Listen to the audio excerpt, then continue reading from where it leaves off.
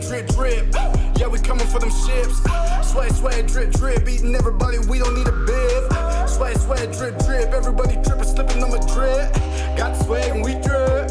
Got the swag and we drip. Swag, serving the sauce. We yellow but wins, we ain't taking the loss. And we got attitude, niggas, you fellas. Game recognized game, you ain't looking for me. Y'all trying to diss, but where are your wins? You lacking the swag, we came with the drip. Now it's prime time and that's worth to a yama direct in the game. And that's worth to Robin.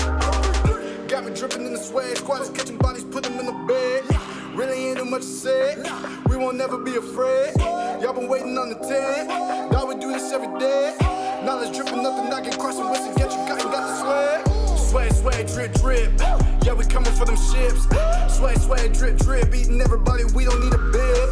Swag, swag, drip, drip. Everybody tripping, slipping on my drip. Got the swag and we drip. Got the swag and we drip. Swag, swag, swag, drip, drip. Yeah, we coming for them ships. Swag, swag, drip, drip. Eating everybody, we don't need a bib. Tripping on the drip. Got the swag and we drip. Got the swag and we drip. What's good, everybody? I'm Winston Marshall, aka the Swaggy Blurred, and welcome to the stream. So happy to have you here. I know you guys have probably had a long week the way I have, but we are going to relax. Everybody grab a drink. I've got my my old fashioned here, man. Play some games, talk some shit. I'll tell you a little bit about the stuff that I've got going on. I do need to change that. Hold on a second. Some of the stuff that I've got going on, a lot of you know from watching Spill the Tequila and from watching oh my god, why can I not remember what it is? Capes and Cows. That I am working on a feature right now. I am acting in a feature right now. So I'll tell you a little bit about that too, but we're just going to hang and have a good time. I'm updating this goal here at the bottom.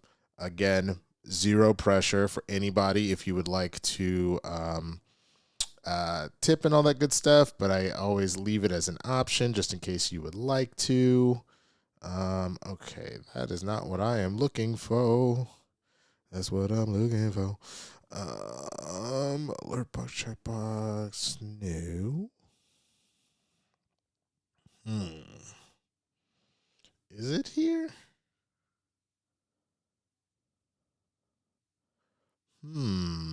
I can't remember where things are. Getting old. Lovely. Wonder if it's under. Probably search for it. Tip goal. There we go. Where does that live? That lives under goals. Great. Just go down a little bit. Awesome.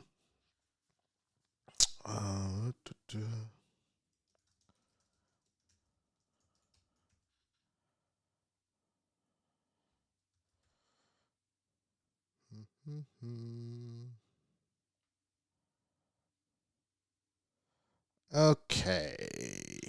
All right, so that's all set. Again, thank you so much for everybody that's joining in. You know, it might be a minute, and that's totally fine. I'm just going to hang out, and as I see people come in, I will say what's up. But yeah, no, the big thing has been this movie. Let me go ahead and get this game popping off. Play some Marvel Rivals. We could talk. What's up, Haskell? How you doing, man? Hope the world is treating you right, sir. Hopefully you had a good time with Capes and Cows today, man. It was good to see you as always.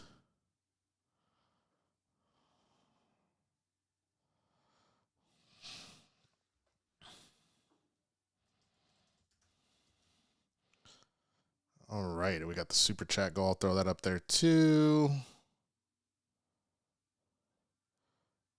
Okay. Oh, what? That was so short. We'll be here for like 3 hours. There we go. Okay, so ZB, what's good? Hello, welcome in. Thank you for joining, man. But yeah, it's good to see everybody. I hope you are doing well. So off rip, I gotta ask, like, who all has seen Thunderbolts yet? And what did you think?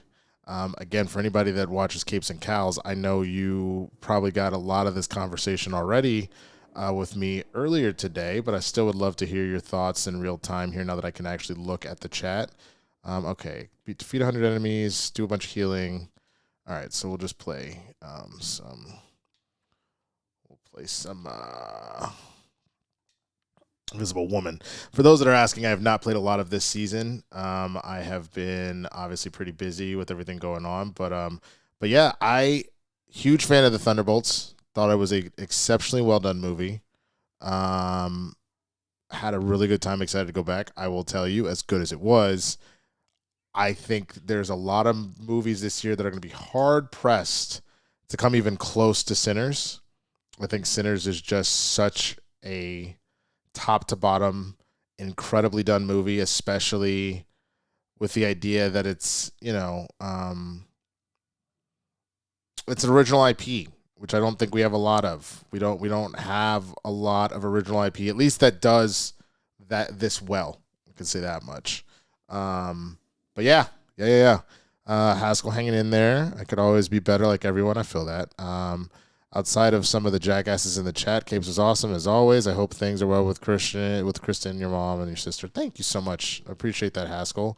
Was something going on in the chat? I saw at the very end there, people were going on and on about whatever Tyrese, whatever his name is, man. And I familiar enough with Tyrese in that, like, I saw that he used to be like a pretty chill dude, and now he's kind of gone full. He's gone full right-wing grift, which, whatever, make your money, I guess. But I don't have to like you. What's good, Stamina? Coming in from London. What's good? What time is it there? Because if it's 7 o'clock here, y'all are like 6 hours ahead, I think. So 3. It's like 1 in the morning over there. Love Thunderbolts. I sent in my super chat regarding mental health aspect, but talking spoilers, thinking on it. CLP things needed to be shown. A couple things needed to be shown. In doing so, other stuff would have been needed to be cut. Yeah, I mean, there are definitely some things that I think could have been done a little better, but nothing so crazy that it really ruined the movie for me one way or the other. Oh wow, double Groot.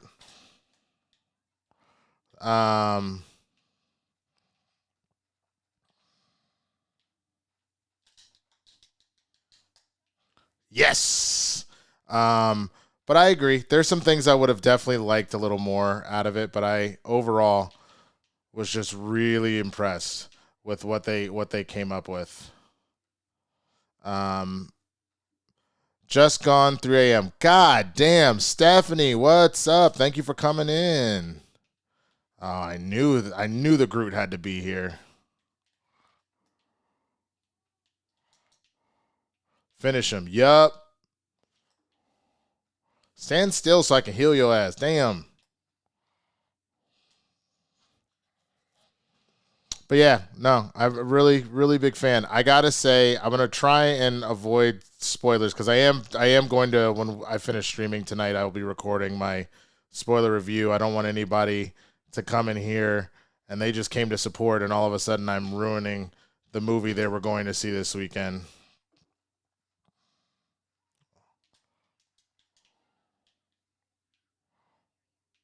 All right, let's seem okay over here. Go ahead and whoa.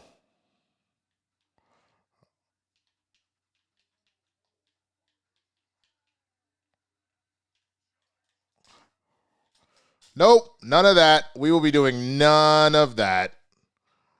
Fuck your ult.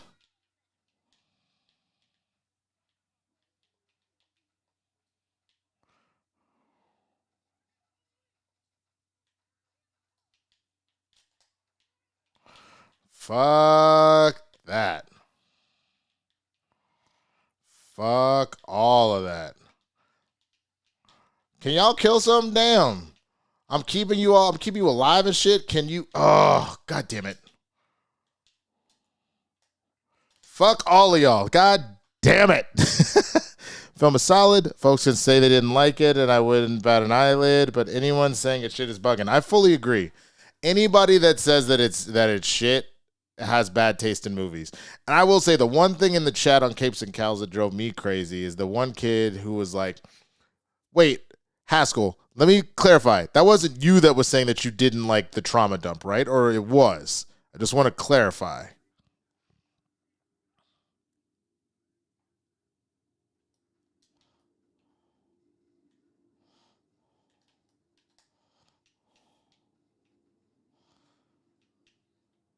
Wow. Here comes Invisible Woman, and it's an instant just get off my property. It's like I am excellent with this lady.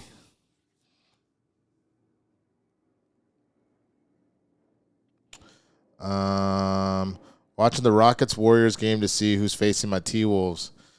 Dude, I can't believe I really I don't I could care less about the Lakers one way or the other. I couldn't care less about the Lakers, except I love Luka, and I really wanted Nico Harrison to just face the fucking music. So I am depressed that they lost to them, and especially in that fashion. If you're gonna do it, at least go out respectful. With like take it to a game 7. At least take it to a game 6 instead of the gentleman's sweep. But it is what it is. But yeah, it'll be interesting to see how the rest of it goes. Okay, you love the mental health stuff. Okay, great. So yes, I was not a fan of the people that were like, yo, I don't watch superhero movies to deal with mental health things. The trauma dump was gross. And I'm like, but the problem is, my Brody, you do. I guarantee you do, because look at any movie, let alone a majority of the superhero movies. Like, some of them do it a lot better than others, but the entirety of X-Men, every single X-Men movie is about fucking racism or like any sort of discrimination, and then like potential genocides. So like, what are we talking about that you don't come here for that? If you are watching the X-Men for any reason, you are watching some serious shit. Let's just be let's make it up. Let's take it a buck. Like, it is what it is. So like, that was a very, I hesitate to call somebody stupid, but it was a bad take on my part. And it's the same way that like, whenever people are like, oh man, they're making, like they were saying this about X-Men 97 when it was coming out, when they were like, oh, they're gonna make the X-Men woke. Again, you must not understand the content if you think that X-Men wasn't always quote unquote woke. Like, get the fuck out of here. Anyways, let's see. What else? Garden Live chat, a couple of guys came in and bash everything, especially the MCU, mock others, say stupid and ignorant shit. I don't know how it came up, but someone mentioned it. Yeah, someone just randomly said, oh, he hated the movie. I tried. Can't save everybody by myself. You gonna beat your wife? Bro, what are you, Hank Pym? Get out of here.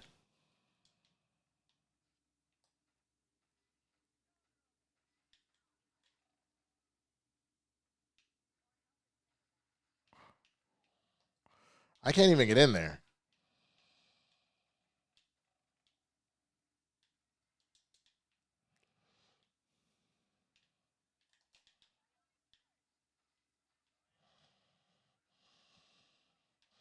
Okay, there's one.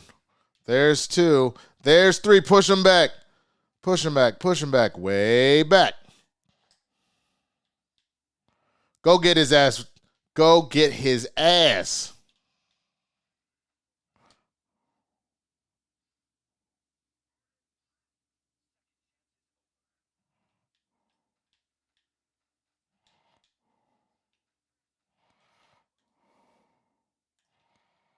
Oh, shit. Who's over here? Get the fuck out of here.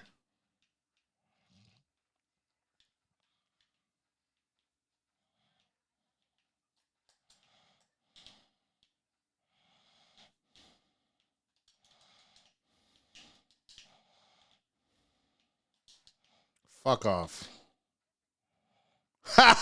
She said, fuck you, husband. Yeah, man. I see Stephanie saying that there's a lot of people on Christian shows that it's like toxic bros are coming in. I mean, The one thing I will say is that, like,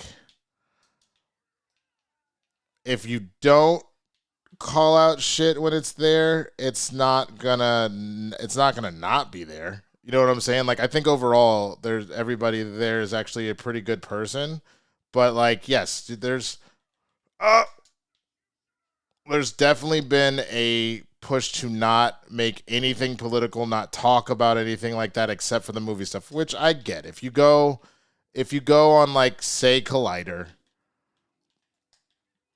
like, Collider doesn't bring up political shit. You know what I'm saying? And that was like kind of where, like, he came off of and stuff like that. So I've always respected that. I just, hey yo, what up, Matt? What's good, pimpin'? I've always respected that he doesn't want to jump into that stuff, and that's fine. But that's why I don't hold back on mine. I will save it. I will personally save it for particular shows or things I'm doing. So, like, I try not to bring it up in Blurred Breakdown, which I haven't done in a while, and I'll talk about this movie here in a minute, and I'll kind of tell y'all what I can without breaking any NDAs. But yeah, no, that's actually something I'm planning on doing with the YouTube channel that I'm excited about. For a minute, I was doing something called a thread. Thank you so much. I think that says Braxton5559 for following. Appreciate that. Braxton, welcome to the mayhem. But yeah, I the thread was where I got a chance to go through my musings. So, like, I would discuss, like, our movie theaters dying. I've discussed, like, how the rap beef between Drake and Kendrick, as much as I loved it, was actually a little problematic, especially in the early parts, like things like that. I want to start doing more kind of video essays like that and kind of giving my thoughts on stuff and let that be my outlet to get that out if we're not doing the occasional blurs. The Blurs in the Hood or over on Spill the Tequila. So yeah, so, like, the thoughts are musing, and they're there. And like I said, people that know me know that is something that, again, I will not hold back on. I will just choose my time and my place. But yeah, so trying to see what else. What else?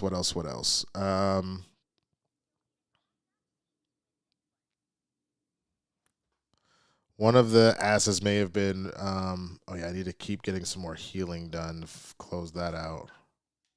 Oh, but you are going to do that, so I have to play my boy. Yes. Yes. If we've got a Emma, I have to go Magneto and take advantage of this. But yeah. Okay, let's see. What else? JJ made some bad decisions not playing any bench players. Yeah, that one game, that sent a message to the bench players. I don't trust you. I think that's hard to come back from, and that was a poor choice. What else? Hi, Mr. Marshall. I've seen some of your videos and enjoyed the perspective you have on things. One video you could is the team. You'd want Sam to assemble 7 members, including Sam.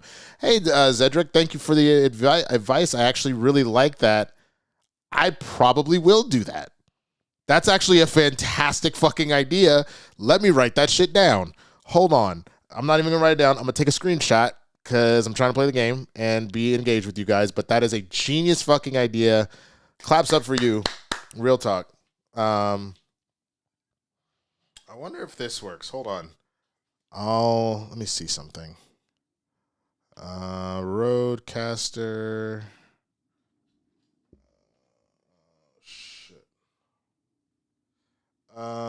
Yeah, shouts out to you.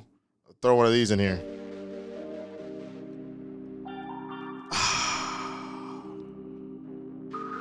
I need to just add straight sounds to that motherfucker. I think that's what I got to do. I'm actually surprised. That's on me. I can put, like, definitely some memes and shit into my shit. I need to do all of that. A little bit of a revamp of my setup is going to have to happen soon. Oh, I didn't even know I killed somebody. Great. Come here, Groot. Come here, Groot. Come here, Groot. I just want to talk. Ah, I didn't get the final kill, but that's fine. Let's just get this open. Where are they coming from? They're just going to let us have it? I think they're going to let us have it and regroup. All right.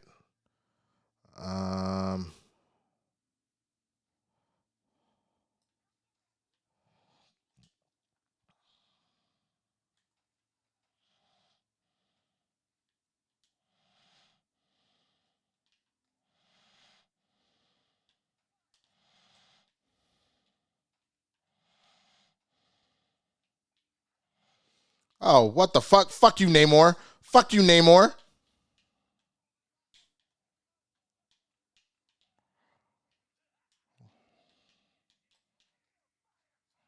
Yeah, go fuck yourself, Namor.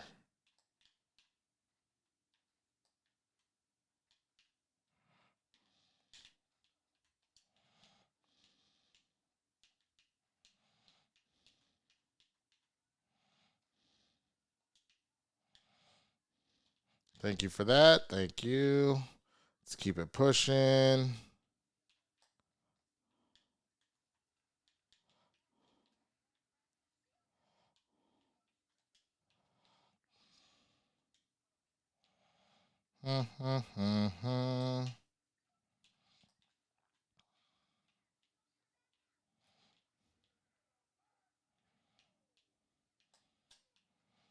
I'll take one. The one that's pestering my healer. Oh, God. Here comes Spider-Man's bitch ass.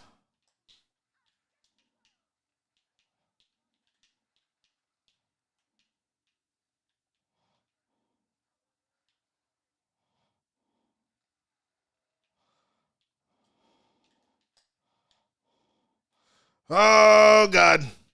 Oh, God. Yes. Oh, thank you, Invisible Woman.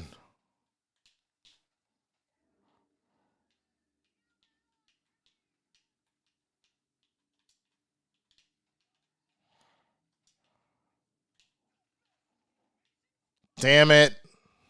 Ugh, gross. I know people don't like Taskmaster and Black Widow, but I think they missed the opportunity to prove her character in this movie. Yeah, I'm not a big fan of how they handled Taskmaster. I thought it was kind of lazy. Like, I'll be honest with you. All right, I'll do this. Here's what I'll do. Because I want to say what I really feel about it, but I don't want to do any spoilers. So, guys, the next time I die, I will express how I feel. So, as long as I'm dead and you don't want to hear any spoilers, mute me. How about that? Let's make that a thing. Hopefully, I don't die anytime soon.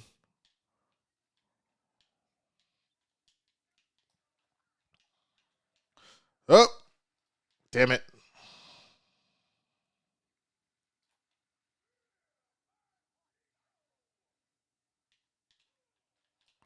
Got him. Fuck you, Cloak. It was real firepower. It's already gone.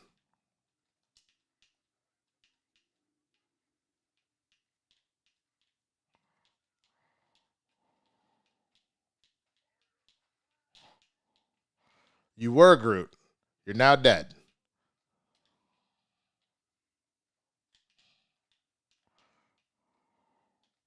Sounds like Spider-Man's still behind me.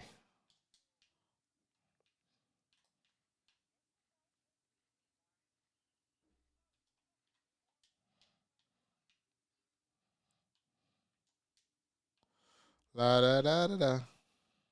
La da da da da da da da da da. Whoa.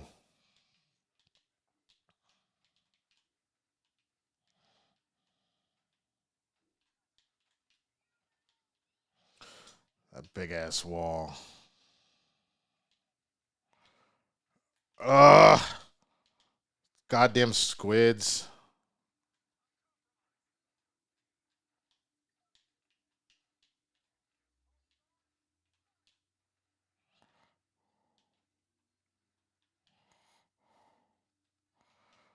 I'm going to kill you, Groot.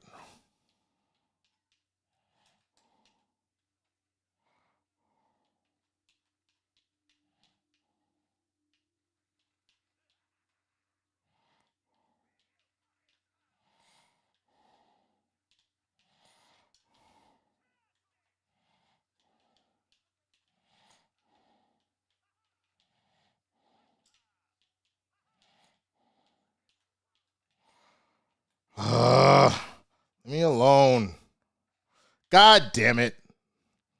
I knew that was coming. All right. So I think the fact, spoiler alert for the fact that they decided to kill her was ridiculous, and how they did it was even more ridiculous. I'll be honest with you. Now the writing was on the wall for a while. I won't say the spoiler again. The writing was on the wall and what was going to happen for a while, for a number of reasons. But that doesn't mean that was handled properly.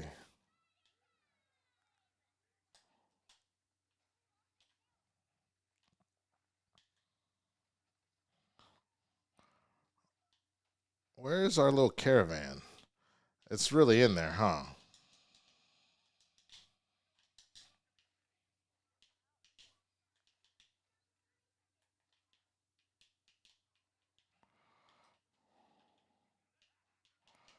Got him. Nice.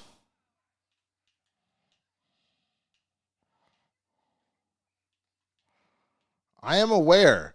Get us inside, ass.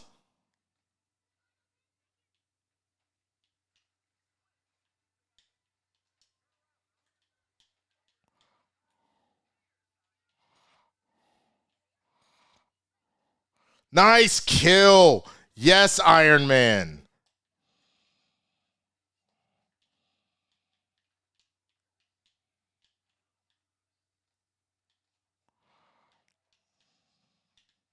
From behind, you little bitch. Nah, come here. They got that. I'm going to fuck your day up.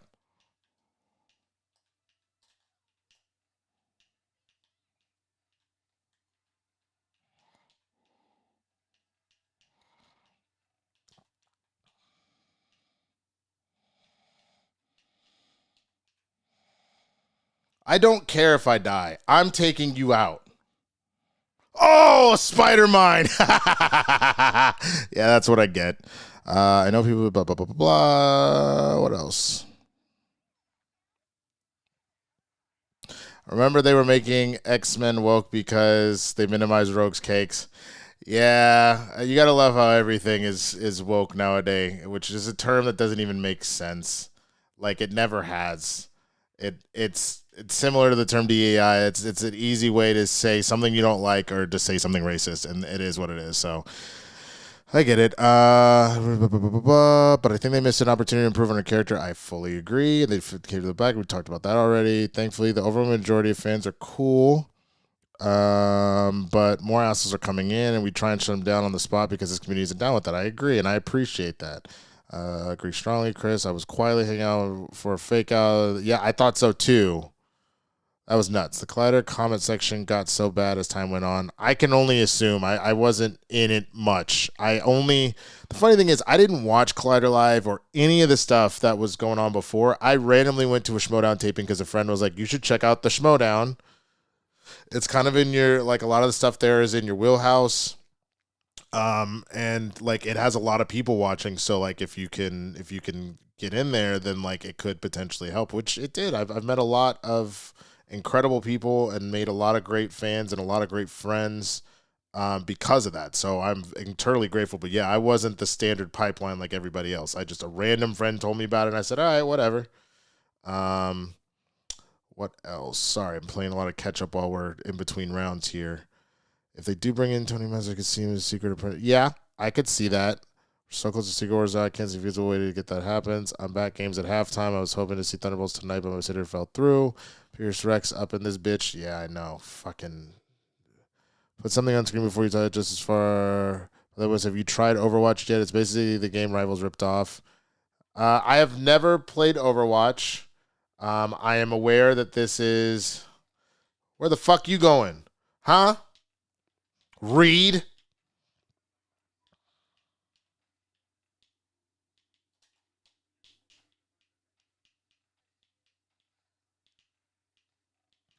Okay. Help me, Black Jesus. By the way, I haven't played it. I want to say so much, but I can't. Yeah.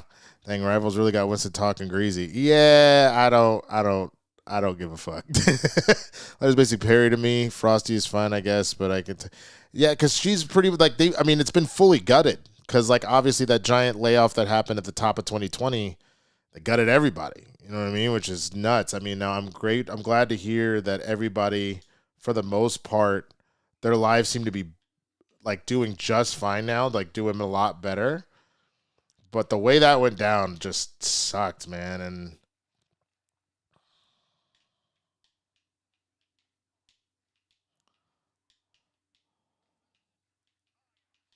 got one.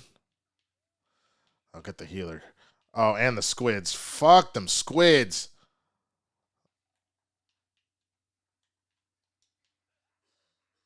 Thank you.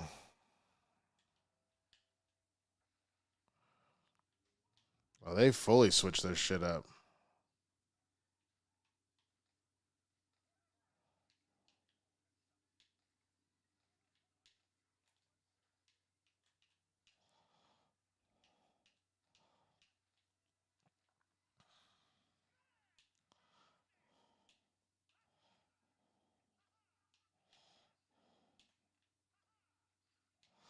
Ugh.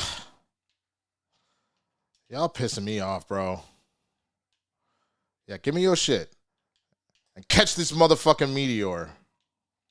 Oh, oh, oh, oh, oh, oh, oh, where's my heels? Oh, God. Just got. She ran. Oh, she ran. Oh, God. Just got my ass whooped. Who are our. Wait, we've got 3. Oh, no, fuck this. I'm switching to duelist in a second. I didn't realize this is what we were doing right now. We don't have any fucking offense.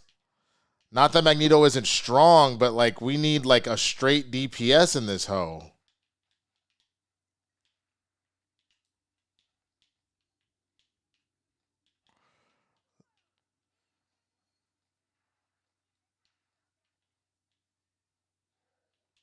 Oh, great.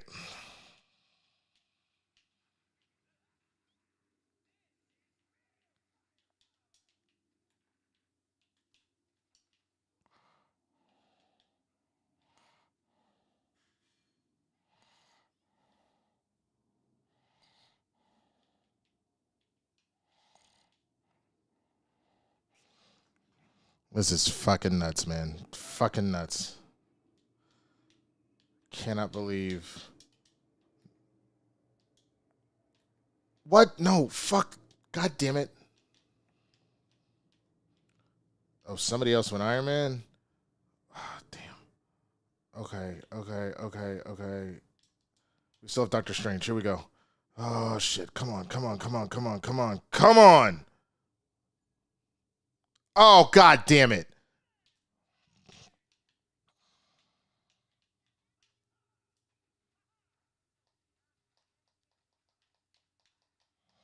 No. Y'all all gave up? Are you fucking kidding me? What a trash team. What a how do we go so strong and then this is how this ends? You gotta be fucking kidding me, bro. Swag's off for like, thank you, Haskell. I appreciate that. The whole Valnet thing stank. Valnet. Valnet? Maybe I don't remember Valnet. 7 years ago, the MCU began with the release of Iron Man. 17 years. Gross. It's essentially a motherfucking adult. Terrible. Should have really put Snyder in his place with his shit as someone who does put politics out there. Oh, I never, Matt. I don't watch that show. Can you give me a little bit of a rundown as to what happened? I feel like I know some of it. But let me know. All right. Because I'm curious about your thoughts on that since you didn't share them in chat. By the way, we're going to do another Geek Trivia and need you back to defend your crown. All right, let me know. Let me know when. But yeah, I don't know. Valnet is, the parent company. Got it. Got it. Thank you. 36 films, tune of what, 33 billion? Yeah, that's nuts, man. You know what? I'm feeling a little froggy. I'm elite. What other missions I got? I still got to heal a lot. Do a lot more damage.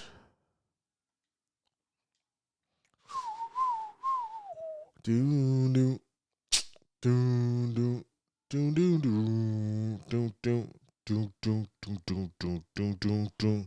Yeah, somebody tell me what was Jeff's stance? I'm assuming it was about sinners. I've heard some light stuff, but I don't remember specifically what he said. Was he the one that was saying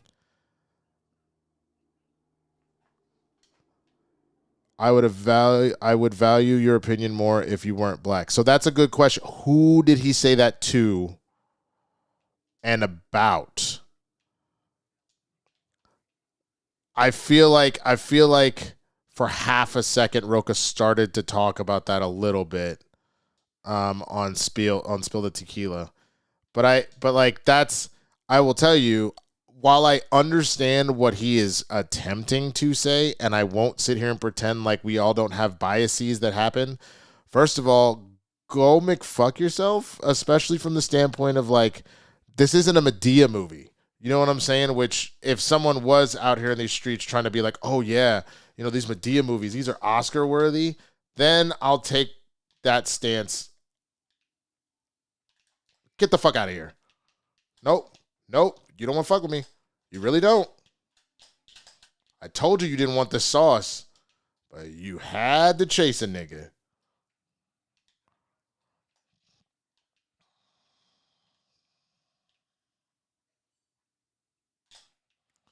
Get off me.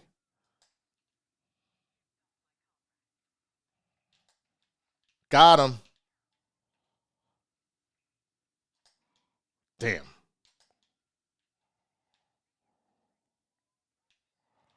All right, y'all got it down here. I'm going to go up here.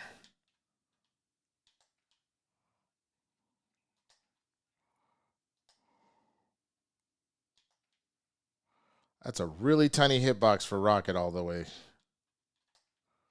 Ooh, that should help.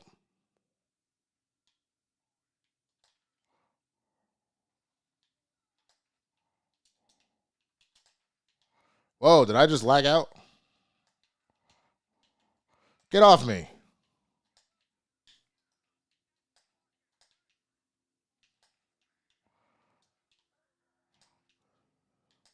Oh, come on.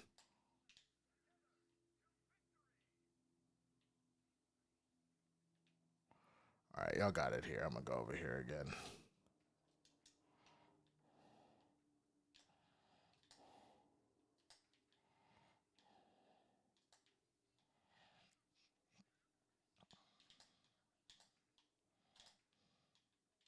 Nice shot, Storm.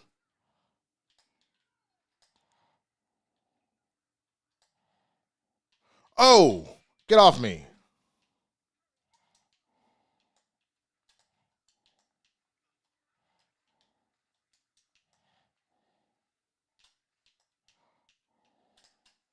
Got him. Ah! No! Oh, terrible. Out of his mouth. Props to Roger actually calling out Jeff on some shit, but he didn't call him out on all of it. Then he went on to say, where was this praise for Brutalist? Haven't seen Brutalist, so I can't speak to it. What was Brutalist about if someone wants to fill me in super quickly? But it is entirely hypocritical to make if someone said he was only, yeah, I mean 1,000%. And that has always been why, I'll be honest with you, like, I understand the people that F with Jeff, like, I get it, but like why I have never been the biggest fan is for that when he shows his ass, which he does more times than he cares to admit, man.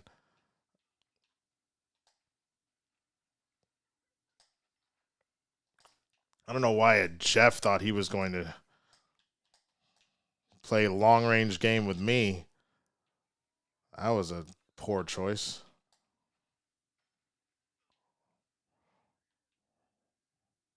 Wow, I'm actually doing halfway decent. Now, mind you, it's probably because I'm in bronze still. Um, Holocaust survivor trying to follow the American dream. Okay. I didn't see it. I also am very curious because the one thing I will give Michael B. Jordan, him too, but Ryan Coogler credit for, he there was something that was being said a lot about these movies, that horror is a place where you can really explore things in like an entertaining way that you're paying more attention. I don't know The Brutalist, but if it's just kind of a standard drama film, even if it's hella good, you're not going to instantly draw people in. You know what I'm saying? So like that's already you're taking a step back. He released a 30-second clip of it. All right, I will go and watch it. Lamar, thank you for the update. I'll go and watch it at some point. And I would love to know, what am I getting texts about? The fuck is that?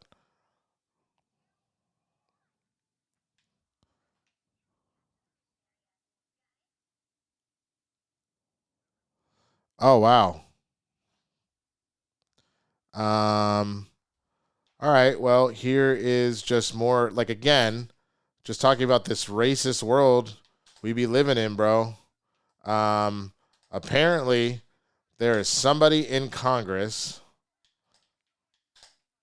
who is playing a smoke detector beep every time Jasmine Crockett talks. And y'all want to tell me we live in a post-racial America? I have got to use those more often, bro. I do not use those exploding arrows nearly enough.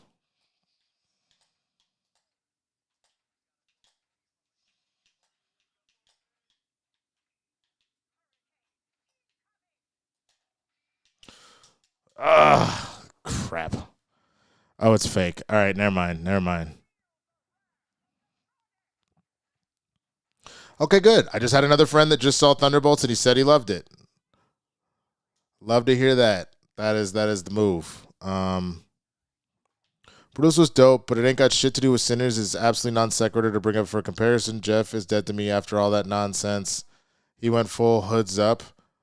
Yeah, dude. That fucking sucks. And like,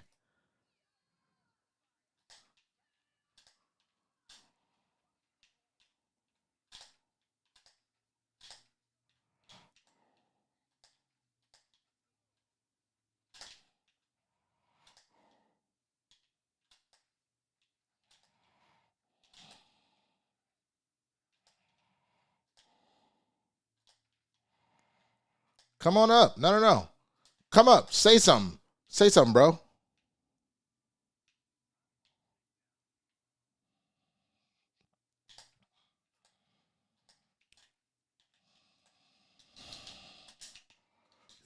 Ugh.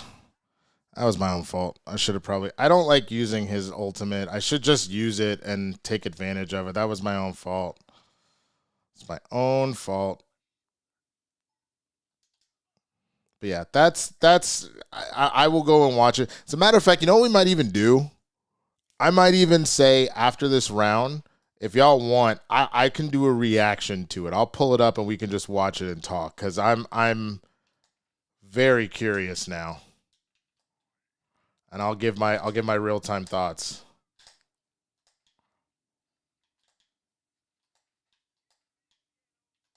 and then we can come back to gaming. Somebody said, "Oh, I'm simulcasting right now." So somebody said that Roka actually clipped out their discussion. So I will do a live react to what Snyder had to say and all the reasons why he's wrong, because he's very wrong, just off the basic premise here.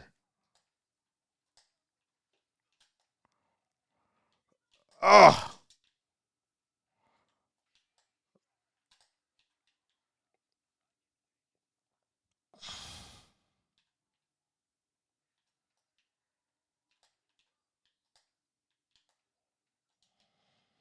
all right, y'all got this. I'm going up to my perch.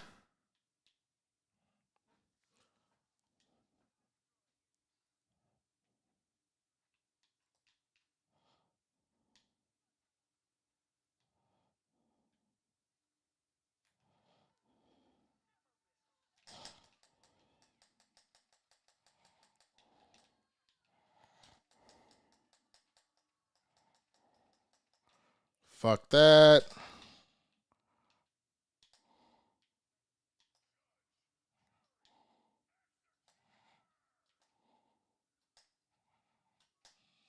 Fuck that.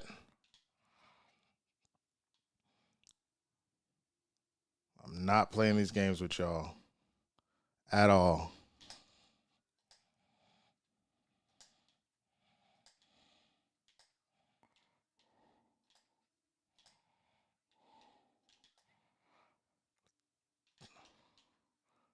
Woo!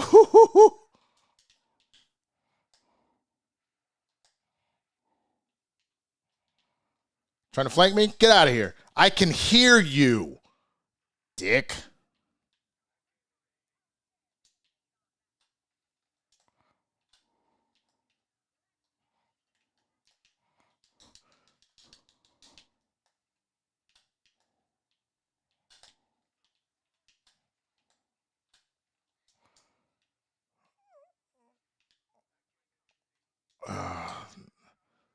Oh, no, thank you.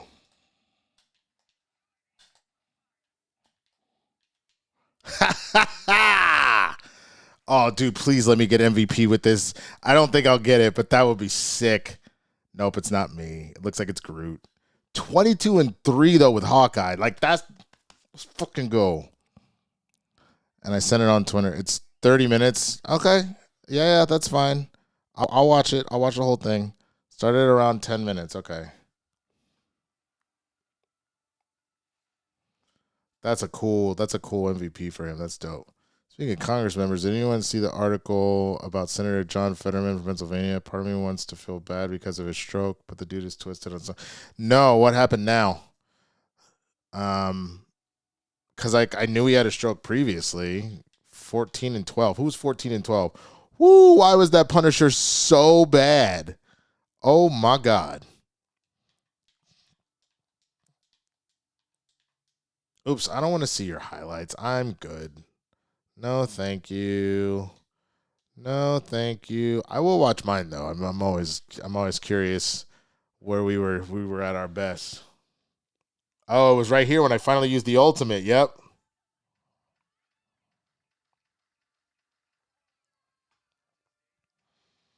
Did I stop her? I don't think I stopped her. I didn't, but I at least got the kill. All right. That's fine. Nothing crazy. All right. I'm going to take a brief break from this. Oh, this is going to make me change. I'm going to need to change scene. So hold on. This is going to be a little jarring. One moment.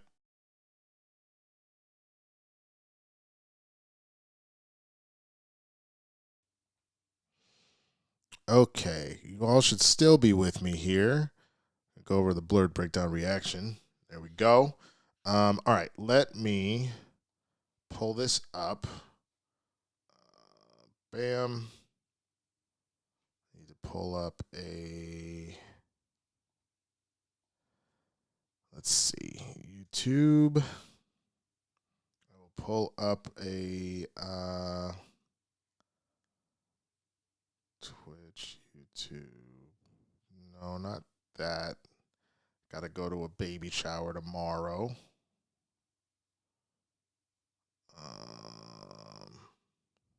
Here, hold on. This should fix it. Boom, boom. And then if I come back here, there it is. All right, now I just need to turn it on. Bam. Need to maximize. I'll do that in a minute. Roca. Okay. Videos. Did he put it here? This is it. Okay, yeah, 30 minutes.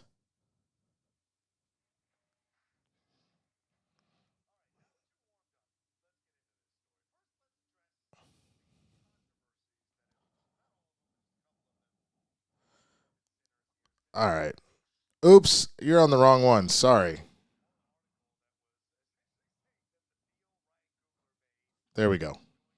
But you guys can't hear it. Let's see. Because he's okay. Essentially, can you hear it now? The rights back in 25 years for this movie. He's getting paid before the movie. Probably not. It doesn't look like it's going.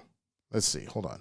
makes a profit. There it is. And he's worked out a certain system. And then it came out from intrepid reporters that Tarantino, like you, that Tarantino and Mel Gibson, other directors have had this deal in the past. And then there was So what? Do I need to jump? I need to jump to 10 minutes. Sinners and what Ryan Coogler was trying to say about the movie. A racist or It's because you denigrate. Said you didn't read their article. Of course, Jeff Wells is not a perfect human being, and he says someone of their own, like or a screening or whatever. Yeah. Let me ask you this: do you think that anyone took anything off their fastball because Ryan Coogler's black? If you're asking me general, there's no way I can know one way or another. Did some people do? Yes. Did other people not? Yes. I just don't know though, because that and just because some did doesn't mean the entire critics, every critic who liked it is now painted with a tainted brush. That doesn't make sense either. And how do you know that your favorite critics you listed in your article don't have an issue with Ryan Coogler?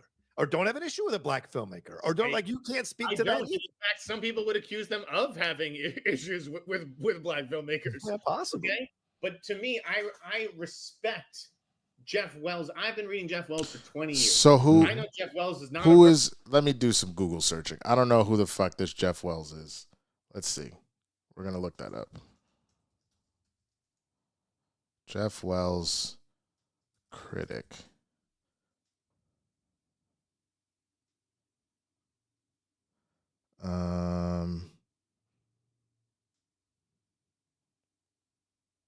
Critics' Choice expels Wells following what? Oh, see, I already feel like this is somebody maybe I don't need to fuck with. Let's see what he is. Let's go to his Rotten Tomatoes. We're doing a little research here. He hated American Pie. Eyes Wide Shut. These are some of his big. I guess he's been doing this for a long time. Well, where are you on Sinners, sir? Did you just you had a full article and it's not here? All right, maybe that's what it is. Jeffrey Wells. I don't know you.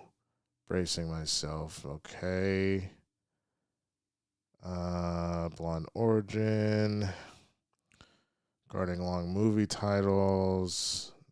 Blah blah blah. Stoppers. Dirty Harry. I don't want to read all this. Hopefully they kind of explain. So wait a minute. Expels him after what he said after the Atlanta shooting.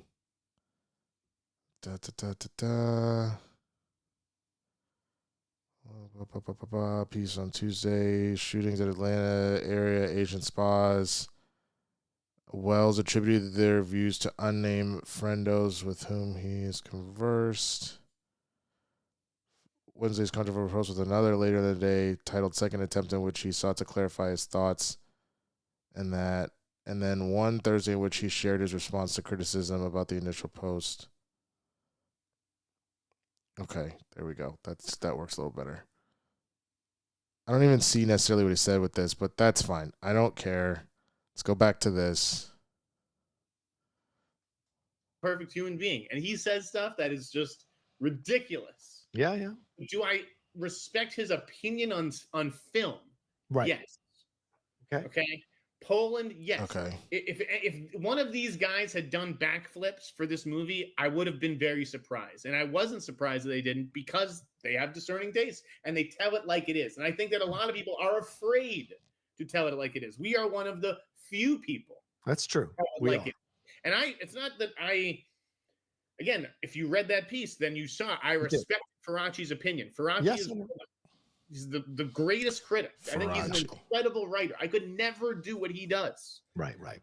And he loved it. He called it a masterpiece. I disagree with him, but at least he made a great argument. Right. Other people didn't make that argument, John. Okay. Well, you just said you didn't read their article. Of course, but I also read plenty. Okay. And they didn't make the arguments. It was basically just like, oh my God, Ryan Coogler's the greatest. This movie needs to be a Best Picture nominee. And I'm like, this is a fucking vampire musical. And the second half doesn't work. What? Okay. This is a vampire movie that is awkwardly grafted onto an otherwise interesting musical, a drama about two brothers trying to start a business. It's Right. it's ambitious. It's admirable what he attempted. Okay. But do I think that he landed the ship 100%? No. That's fair. Again, it is fair for you to not feel the movie is 100% where it needs to be. What's wrong with a beat? Why am I a racist or a It's hater? because you denigrate everyone Yeah. else who liked it in that article. Okay, Today I is going agree to with destroy Haskell. I hate that I have to go Hollywood backwards. possibly because I gotta watch this from the beginning because I'm essentially will already get like the rights I don't know back where in we're going 25 years here. for this movie. He's getting paid before the movie All right, makes I'll a speed it up profit. though. Let's do And he's worked out a certain system. And then it came out 1.5 from intrepid reporters that Tarantino, like you, that Tarantino and Mel Gibson, other directors have had this deal in the past.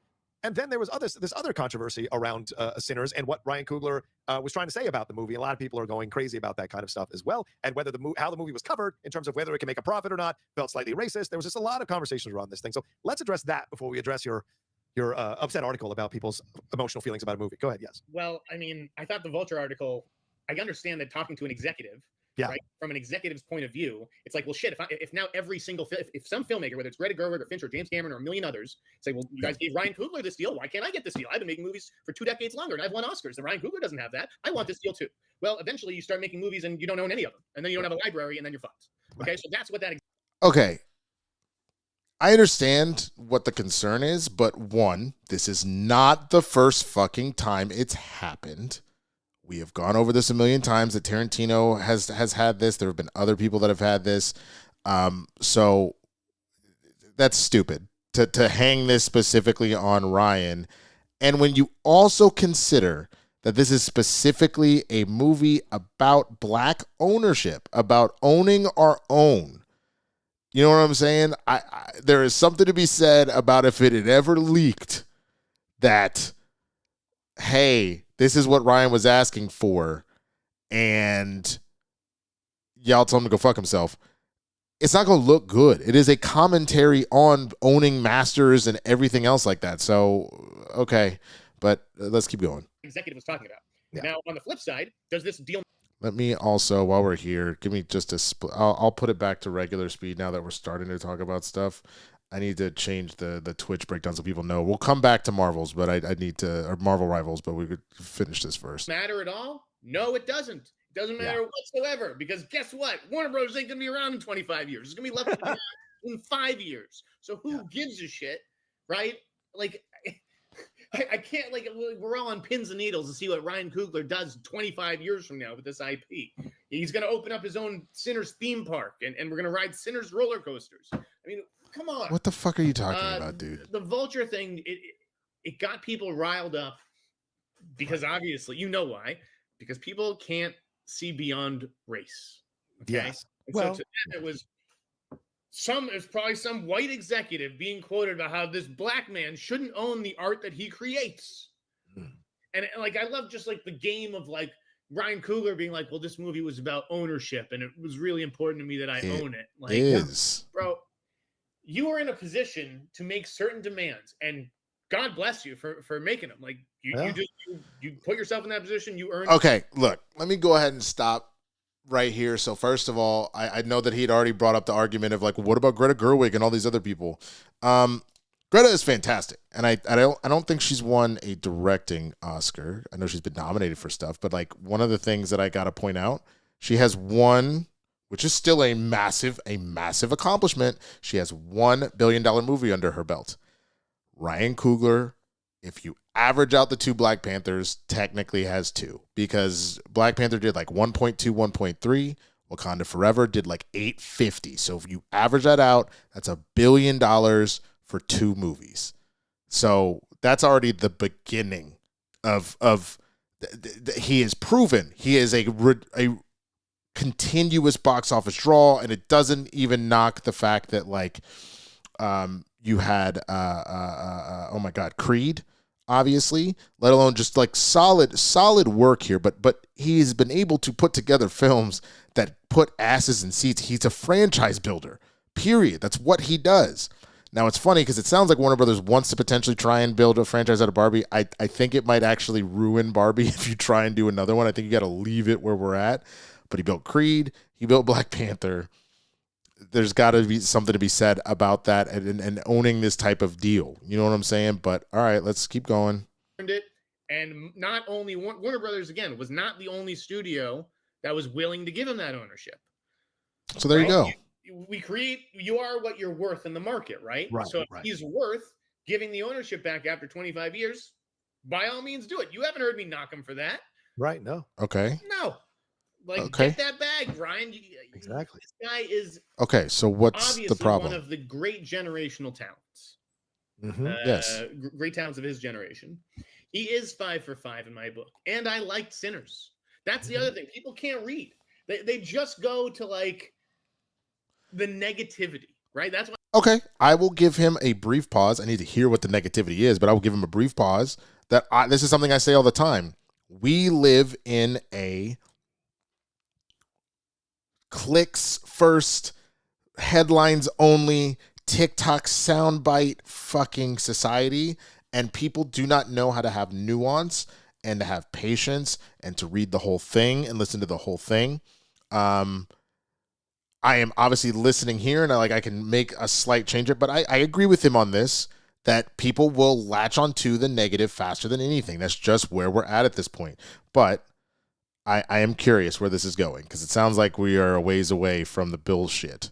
Why everyone thinks I'm so negative. They don't take the time to look or hear the positive. So I liked Sinners, but I gave it a B. And you know what? There's a big difference between a B and an A. There's flaws. And to me, that first wave of reactions, there were no flaws. This movie could do no wrong. It's the perfect movie. A+, A++. And that's just crazy to me. To me, it shows that people just don't understand what actual great writing is. Now, I'm not saying that I'm, No. You don't get to say, no. You don't get to let yourself off the hook. Okay. No self-deprecating nonsense here. You can't be so hardcore in one direction. And they go, but I'm just a simple messenger for my, no. Own your comments. Own what you said. Okay. I'm going to. Own it. All right. Don't say like, I'm not saying I am, because you are saying it with your comments. All the more nonsensical, in my opinion, his claims have to. I'm not saying I'm the world's greatest film critic. Most film critics, or at least on film Twitter, maybe they went to film school. Maybe. Right. But most of them just are people who love movies. Okay. They don't understand, to me, the way a movie should fit together. Damn, Mr. Nerd Fanatic. Like I do, and I personally think I do. See, and to me, themes were so obvious. They were so clear. Yeah. How can people give this movie a pass? And I gave it a pass in the sense that I liked it. I was entertained. But to call it a perfect movie, this is insanity. I don't think it's a perfect movie, but based off of what he is sort of trying to imply, that the whole second half doesn't work, no, you're very wrong about that. It works exceptionally well. I would love to know specifics. I don't know if he gets into it. Let me know. I never said it was a perfect movie. And I know you didn't list me in your article as someone whose reviews you care about, which of course I'll just roll with that and let it sit. But like, I did writers. Yeah, you did writers, right? Well, whatever. The thing is, when you look at, they don't just go on YouTube. But forgive me. There's value in that. I don't care what you say. But there's quite a few critics here who liked the movie of renown. A. Dowd, David Sims at The Atlantic, Adam Naiman, Justin Chang at NPR. Like, it is across the board gotten some wonderful reviews, fantastic reviews. It has. You didn't specify which critics you were coming after. That's what I would like to know. I would like to know. Said in your article, critics in general. Of course. And it's why, and that's what I love. When I'm speaking in generalities and people are like, he's talking about me. I'm talking about when I look out the window. Yes. I'm sure if I could have looked and found someone criticizing this or that, but when I look out the window, it's a sea of positivity. It's a sea of, this is the most mind-blowing movie I've ever seen. I've never seen anything like it. Right. I've seen enough of the reviews. I have heard people say that in terms of the themes and the style put together, but nobody has said this is a movie that's done things that have never, ever been done before. No, Ryan has been talked about the various things that have inspired him to make the movie, mentioning, all sorts of fucking movies. The one that sticks out off the top of my head is Dusk Till Dawn, and that's only because of that stupid Latino TikToker who was like, "You hate Latinos." Like, no. After what he did with Wakanda Forever, I'm not gonna let you get away with that, sir. I already had that conversation with Roca on a Spill the Tequila. If you want to go check that out, but let's keep going. Let's see. I've seen a lot of things like it. Okay, it was a beautiful mess, just like David Poland said, because he's a discerning critic, just like Wells, just like Rumi. So you're saying these other critics are not discerning critics. Justin Chang, not a discerning critic. Is that what you're saying? I'm not saying Justin because they were positive about the movie. You got to own your words. I didn't read Justin Chang's review. Okay. So then, how can you say only these critics read every fucking review to have to be able to comment on it? Well, I mean, if you're going to make a bold statement like these critics are the ones you should listen to because they're the discerning ones, it implies the other ones who were glowing about the movie. He's not wrong. Roca is correct. I don't think that's true. Roca is very correct. I mean, I have very different tastes than Justin Chang. Okay. Well, that's fair, and that's fair. That's a perspective. But see, the thing is, you can offer a different point of view. No one's going to tell you not to do that, Jeff. It's but when you're saying, you're essentially implying that all the other critics who like the movie do not have discerning tastes, aren't being honest in their criticism, are getting caught up in the herd and glowingly praising the movie. We say that every week on the show. We say that about people who come out of the premieres. That's a different situation. These are critics that didn't necessarily go to premieres. The premieres, saw the film on or a screening or whatever. I mean, because that is real, and I will give Roca that. There is something specifically about going to premieres. You're not going to see people go quite as hard. There's the pomp and circumstance of it all. You get caught up in the wave. Hell, I came. I'm not considering myself some grandiose critic or nothing like that. But I came out of Love and Thunder having gone to the premiere, being like, "Wow, I really like that movie. That movie was very good." And then I got a little bit away from it for like a week or two, and I was like, "No, this isn't very good." There are things that I still like about it. I do like the exploration of cancer and like and dying and what that all means, and I like the idea of essentially Boar the God Butcher was Luigi Mangione, for being honest. He was, if we're being real, and if you look back at it now, it almost makes the movie that much better. Not really, because there's a lot of issues with it, but Boar is essentially Luigi Mangione. He was like, "Hey yo, all I asked is for a little bit of water and food for my dying kid, and you told me to go F myself and let her die. I'm going to kill y'all sons of bitches." All right, man. Let's keep going. Yeah. Let me ask you this. Do you think that anyone took anything off their fastball because Ryan Coogler's black? See, that's okay. So that's why I needed to get some more of that, because that was... They were talking about premieres, and now you jumped into black. That's a little weird, but all right. You're asking me general. There's no way I can know one way or another. Did some people What up, Aisha? Yes.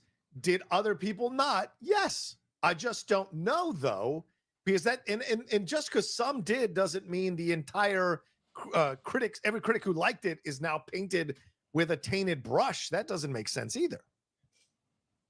And how do you know that your favorite critics you listed in your article don't have an issue with Ryan Coogler, or don't have an issue with a black filmmaker, or don't you can't speak to that? In fact, some people would accuse them of having issues with black filmmakers. Yeah, possibly. Okay? All right, here we go. To me, I respect Jeff Wells. I've been reading Jeff Wells for 20 years. I know Jeff Wells is not a perfect human being. Right, this is the Jeff Wells shit. Blah blah blah. Ridiculous. Okay. Yeah.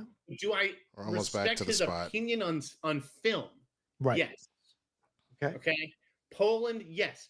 If one of these guys had done backflips for this movie, I would have been very surprised. And I wasn't surprised that they didn't, because they have discerning tastes and they tell it like it is. And I think that a lot of people are afraid to tell it like it is. We are one of the few people. That's true. And it's not that again, if you read that piece, then you saw I respect Faraci's opinion. Faraci is he's the greatest critic. I think he's an incredible writer. I could never do what he does. Right. And he loved it. He called it a masterpiece. I disagree with him, but at least he made a great argument. Right. Other people didn't make that argument, John.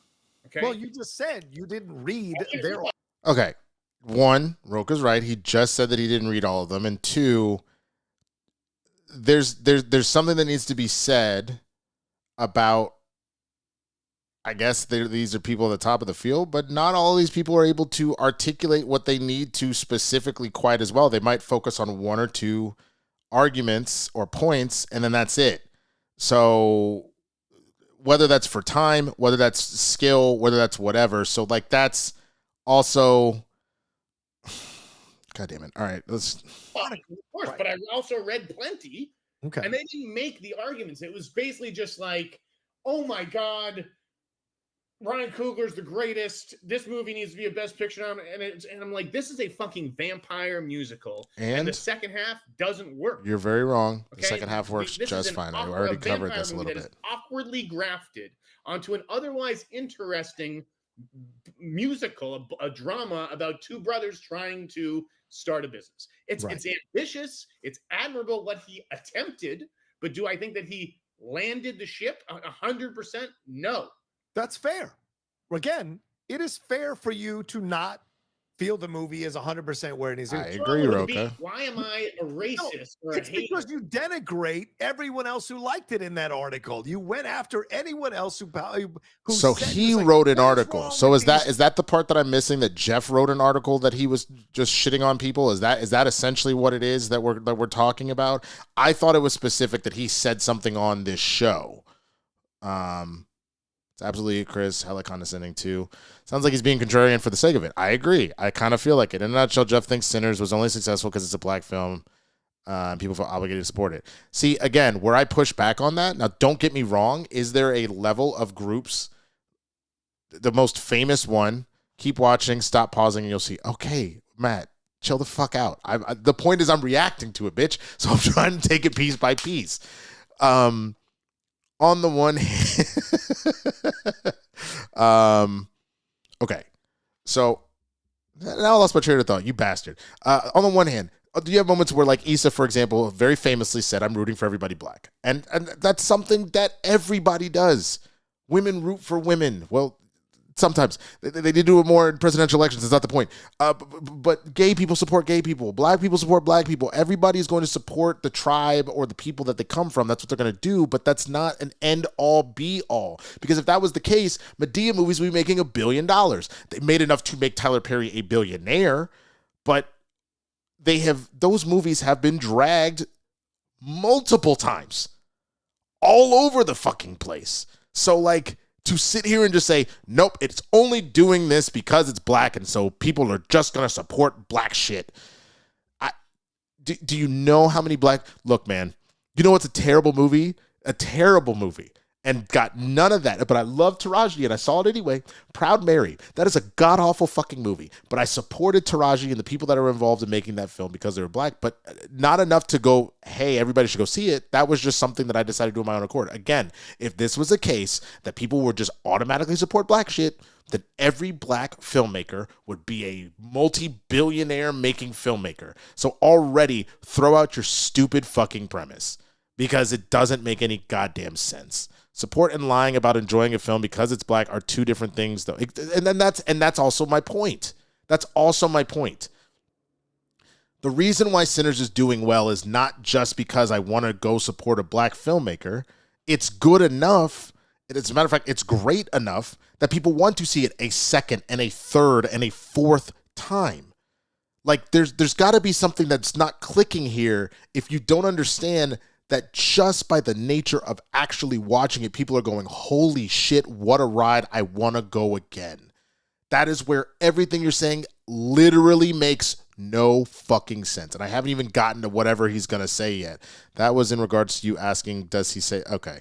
All right. So critics, and you're implying that they're being influenced. You just implied they're being influenced because it's Ryan Coogler.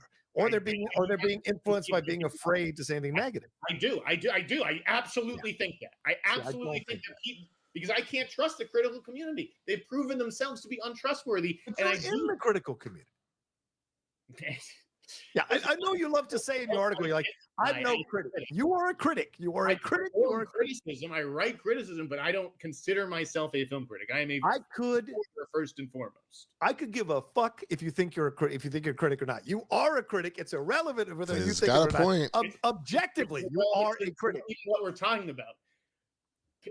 When I looked at so many responses, and it just felt like I could buy, like, and a lot of them were from Black people. Mm-hmm. And it was like, geez, I really respect this opinion more. And this is going to sound horrible.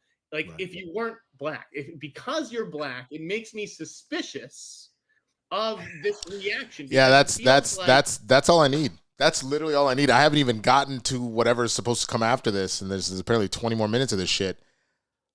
That is literally what's up, Optimism Prime. We are talking about Jeff Snyder's comments about Sinners and saying that people were only supporting it because it was Black, and that that they're not willing to actually get at the nitty gritty of it. But that already by itself is incredibly problematic. Again, I on the one hand get what you're attempting to say, but I appreciate that I've heard already Roka brings up saying if this was said about I don't trust a single Jew that's talking about something like this because it's a Jewish movie, you would be up in arms. It'd be anti-Semitism this, anti-Semitism that, which you see what I'm saying? Like it's clearly he doesn't hear what he's saying, and if he does and he's ignoring it, then he's either doesn't know what he's saying and he's a racist in this moment, or he's being racist in this moment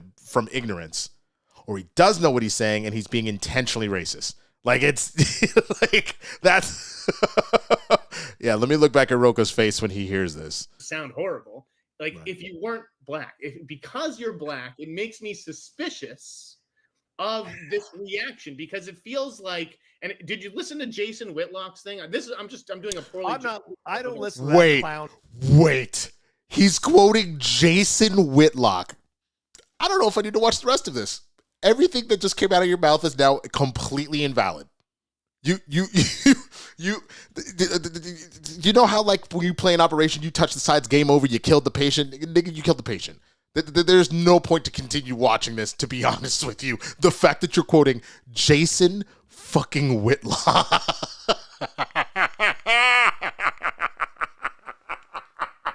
Oh, that is pathetic. High Optimism Prime, yes. Wow. Okay. And Jeff has said a lot of out-of-pocket comments in the past that I let slide, but I was done with the show after this. I don't blame you, Aisha. I genuinely don't. Part of me feels bad for Roka because this man had the look of this man is going to end my career on his face, but at the same time, he knew exactly what he was signing up for with Snyder. I mean, I've had conversations with I don't care if he's racist or not. What he just said there is racist as fuck. Exactly. As soon as you cite Whitlock, it's curtains. It's absolute right. It's quoting Candace Owens. It's quoting Jason Whitlock. And look, like anything else, a broken clock is right twice a day. So there is a possibility Jason Whitlock has said something in however many times that actually was correct. But again, broken clock, meaning I don't need to listen to any of the shit that he has to say because he's already proven that he is not worth the fucking time, effort, or energy. Same thing with Candace. I broken clock. So I'm sure there's one or two things that she said that were like, oh, that actually makes sense. It doesn't fucking matter because everything else out of your mouth is fucking bullshit. You know what I'm saying? And I understand, Aisha, what you're saying. I think probably the reason why you also are done and a lot of people are done after this isn't the first time. It's very egregious what's being said, but this isn't the first time. This is just enough to be like, that's it. I'm done. That's the line in the sand. I'm fucking done, man. Jesus fucking Christ. And in regards to Roka and Snyder, I mean, look, I'll be like really real with it. I mean, that was a large part of the massive conversation once Jay and I could even be in the same room again that had to be had, is this conversation of like, I understand that he gets frustrated. I understand he has a lot of stuff going on, but like my concern just being like, we're running a business, bro. There are certain things that like you have got to just be like chill on, or we need to have a conversation behind the scenes and not let stuff happen in a particular way. And we have been able to come to a understanding of that and move forward and things like that. But yeah, if Roka has to understand, as long as they're doing the show, that is something that will continue to happen. And unless he has a conversation of just like, you need to figure your shit out. Yeah, you're good. People are at a certain point, people are going to start to walk. And Oh my God, Optimus Prime saying he's going to quote Nick Fuentes. Yes, I wouldn't be surprised. I didn't hear what Jeff said about Melissa Beria. Honestly, I have no idea. I honestly have no idea, and I don't think I want to know. Don't do a goddamn thing. Okay, that guy is a self-serving lying clown. He's one of ours, and people and black people felt the need to defend what is, one of their own, and no one would dare say this movie was okay. It was good. It wasn't great. No one dared to say that. Because it's just not true. I would love to go and have some conversation that apparently people are sitting here saying this was just an okay movie, because that's already just not true. I understand when people say, "Oh, Everything Everywhere All at Once, this is a great movie," or Parasite, this is a great movie, blah, blah, blah, blah, blah. This didn't make sense to me because the flaws were just so glaring and apparent. Yeah, but I want to take you back. They're not, though. And I want to make it clear. So you accuse these critics of this thing, and they're like going in and they're going to take something off their fastball because it's Ryan Coogler, because he's a black filmmaker and all of this. But every conversation I had with you before you went to the movie, you were questioning people's opinions about the movie. You had read other people's reviews. First of all, that's all movies. That's not about Sinners at all. Oh, fine. But you had read some reviews that were negative about Sinners. So in your mind, you were already went in a little bit biased. I'd heard negative, right? Not even negative things. I'd heard that it was kind of a mess. Right. And it kind of was. Right. It wasn't, though. That doesn't really bias. This just, I don't understand. It's not I think you had bias going in, just like you accuse other people had bias going in before they went to see the movie. I would agree. Insane. That's fine. That's as insane as you accusing other people having bias. The flip side of the coin must be true if the other side of the coin is true. No, you're wrong. Okay. The bias that I'm projecting onto people is that they're going to say it's positive no matter what, whereas the bias you're projecting onto me is that I was always going to say it's negative. So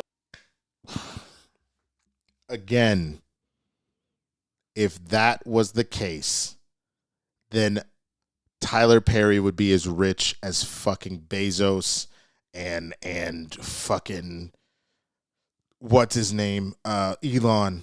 What are we talking about? What are we legitimately talking about? I'm just mad. I could validate my sources' opinions. You're just fucking mad now. I don't give a fuck what I think about their opinions, nor do I care about their opinions. I care about their information. Right, but you had said I can't believe everyone's so there's no way this movie is. Roka as great does as have him you on kept the ropes, saying so I that. appreciate it. Well, because you went in with your mind made up. That validated. I saw it with my own eyes and was like, "Oh shit! Now I know what they were talking about." Right. You don't think I went in there and was like, "Holy shit!" I was stoked. I was fucking pumped. Okay, I was okay. Are you saying I'm lying about him constantly smiling does piss me off too while having. You were very skeptical. You weren't sure if you were going to enjoy it. That feels condescending too. I'm not saying don't smile, but there's something that it does kind of have like a shit-eating grin to it. Definitely was over the top, just like all the others. Which, I get it. But I didn't do it because he's black. I did it because I legitimately had a reaction to the movie that moved me, and I thought it was genius. And I'm going to go back and chew it over again about what I missed in this movie and the commentary. And he was on NPR today. It's an incredible interview. Him talking about what was going on in that movie. And Jeff, you're ignoring the audiences who are giving it massive positive scores. That's another thing. It's like, oh, did you see the interview where he talked about it? I mean, I don't give a fuck about the interviews. I don't care about the meanings. I don't care about the influences. I care about what's on the screen. I don't care how much love it was made with. Okay. I don't care that his wife and college buddy produced it with him. There was something missing from the movie. Very obvious. Then what? I want to hear what, because he's not saying it. He's not saying specifics. I need specifics, because the funny thing is, now that I've seen it a second time, I went to go see it in 70 earlier this week, before it disappeared on Wednesday. There were things that happened in that movie that I didn't catch. These are going to be some minor spoilers for Sinners. It's been out for 3 weeks, the hottest movie in the world. So, or in America at least. So, whatever. I lightly heard Delta Slim's lynching story when they were in the car, but I wasn't, for whatever reason, I wasn't fully jacked in. And that happens to me sometimes, especially when characters have monologues or there's a scene with people. I'm more catching the vibes of stuff, and if there's a line that really sticks out, it'll hit me. But I really wasn't listening. I was listening on Wednesday. The decision in sound design to have the special effects of what does that say? Yeah, that's fine. The special effects of the crowd running up on him and the actual rope and the screaming and the trial and all that shit. And how Delroy delivers it, the look on the kid's face that's playing Sammy Miles, I believe is his name. All of that is so fucking powerful. And when you throw that into the fact that, especially, like, you would think, since it's brought up in so many different ways about how for Jewish folks, the persecution that's happened over the years, that the same thing for black folk, that you would hear a story like that and this idea of being run up and strung up like that would resonate somewhere. And that's why him not giving specifics makes him sound crazy. I need you to be real specific about what is not working, because otherwise you were making a general statement about shit as a whole. And now all of a sudden you're just saying it's a bad, but you're wrong. You know what I'm saying? So like, that's where this is a bunch of bullshit to me, because you're not getting specific about this shit. Give a fucking example, man. There was something missing. Understood. I'm glad, and listen, you are one of the more honest critics, and it's You know not that I didn't say, oh, you're only giving this a positive review because he's black. Right. I think there's a lot of people who are afraid to voice their criticisms because he's black, and because they didn't want to be seen taking down a black movie. And I saw, even from people who love the movie, black people I follow on Twitter, they're like, black people are bringing stuff to this movie that's not even there. Like, people, one guy, I think he may have been a comedian, but he's like, I see my fellow black people being like, oh, this movie's actually about demilitarizing the police. He's like, I didn't see that, but you know what? Good for you guys. Okay. Are we not going to talk about how art affects people differently? People go and look at the Mona Lisa and they see this one thing about a woman's pain and suffrage and all that kind of stuff, another to a simpler time. Like, people find different things out of art. So get the fuck out of here. If there was something there, now I agree. If he's serious about that, I don't see anything about demilitarizing the police in there. But if somebody found that in there, and unless you go and point at a specific thing to say this is where they got that from, get the fuck out of here. It's literally why the discourse about grace has been so interesting to me. I'm not saying that there isn't some sort of a nod to the antagonistic nature between black folk and Asian folk, and especially with like the corner stores that are in the hood and things like that, and how a lot of times how Asian folks will treat, especially Koreans, will treat black folk. But at the same time, especially after my second watch, I have doubled down in my stance that Grace was purely doing that for two reasons. One, to try and go and protect her daughter, because they kept having, remember, right before she did it, she had all those flashes of Lisa over and over and over again, and looking at Remick and smiling and laughing at her, and looking at her husband, smiling and laughing at her, and then she ran off to go do it. But then the other thing about it that someone brought up, it was made very clear. These vampires do not die just because we kill the leader. If you do not take care of them all, that's a wrap. This will go on forever. So her calling out, come on in, motherfuckers, because they would not let her go out. She tried to run out there and they wouldn't let her. They would not let her. They stopped her. I rewatching it, I caught that. She tried and they dragged her ass back in. She did it because it became acutely aware this nightmare will not end if we do not take them all out. So, yeah. Okay, let me see. Jeff Swaggy here is pronounced Sammy in the movie. Did Jeff not read the criticism of Nope and Us? I mean, there you go. Why there's so many layers to the story. That's my point. Irish were whooping boys in the UK for so long. And so here's the other thing about it that's so interesting that people don't even connect about the Irish part of it all. It's like, yes, that was part of it of trying to long, but he specifically wanted Sammy not because, and there is something to be said about the appropriation of black culture, of black entertainment, and all that type of stuff. And I think that was spoken more to the idea of doing their own juke joint instead of the idea, like the story, like not even the lynching story. There's another story that Delroy told about how he was like, I've been at whatever's place for 10 years. They pay me my little minimum, whatever. That's enough for me. I play every week. I get my drink, and then I'm good. But never striving to own anything of their own. That speaks a little bit more to the idea of not owning your own entertainment and things like that, right? But I truly believe that the more that I was listening to this, that yes, he can kind of give off the white man trying to take the entertainment, but I don't even think that's it. I think it's purely he wanted Sammy because Sammy had supernatural powers to be able to connect with the ancestors. And he, the vampire remnant, they could hear it and see it. All the black people could not, because they're all alive. And the idea is implied that the dead folk are the ones that are able to do it. As a matter of fact, Smoke is only able to see his wife and dead child once he is essentially at death's door. He could not see them before that. So if you're dead, you can see the ancestors in that sort of situation. I'll read it, Mr. Nerd Fanatic. I see it, and I'll read it in just a second. He just wanted Sammy for his powers. It's honestly a better version of what they tried to do in Multiverse of Madness of her talking about, I want my kids, because that didn't make sense. Train fucking America, you'll see your kids. What are we talking about? Just train the girl. You train her, you're a master of bending reality. Train her how to use her powers, and then you can go wherever the fuck you want. You don't need to murder this child. I get the idea that she's supposed to be, mind wiped because of the Darkhold, but that also speaks to the fact that was not done well, and they try to pretend like WandaVision didn't happen. So miss me with that shit. But that's the point. There's so many layers. And then, yes, for those on Twitch, I can't show it just because I'm using OBS, but Mr. Nerd Fanatic sent in a super chat. Thank you so much. And it says he even showed how the Irish were treated like shit. Exactly. And that was one of the ways in which Remnick was trying to essentially not only associate, but relate.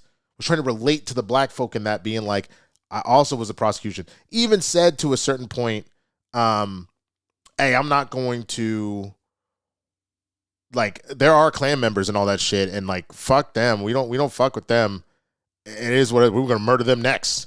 And I believe that. I know that there's this level of, they were just telling whatever lies they could to get let in, and there's a certain level of that. But the point was they were going to kill everybody, and they were going to start something new and make and blow all that out. But Jesus fucking Christ. We're still only halfway through this shit. I'm so mad.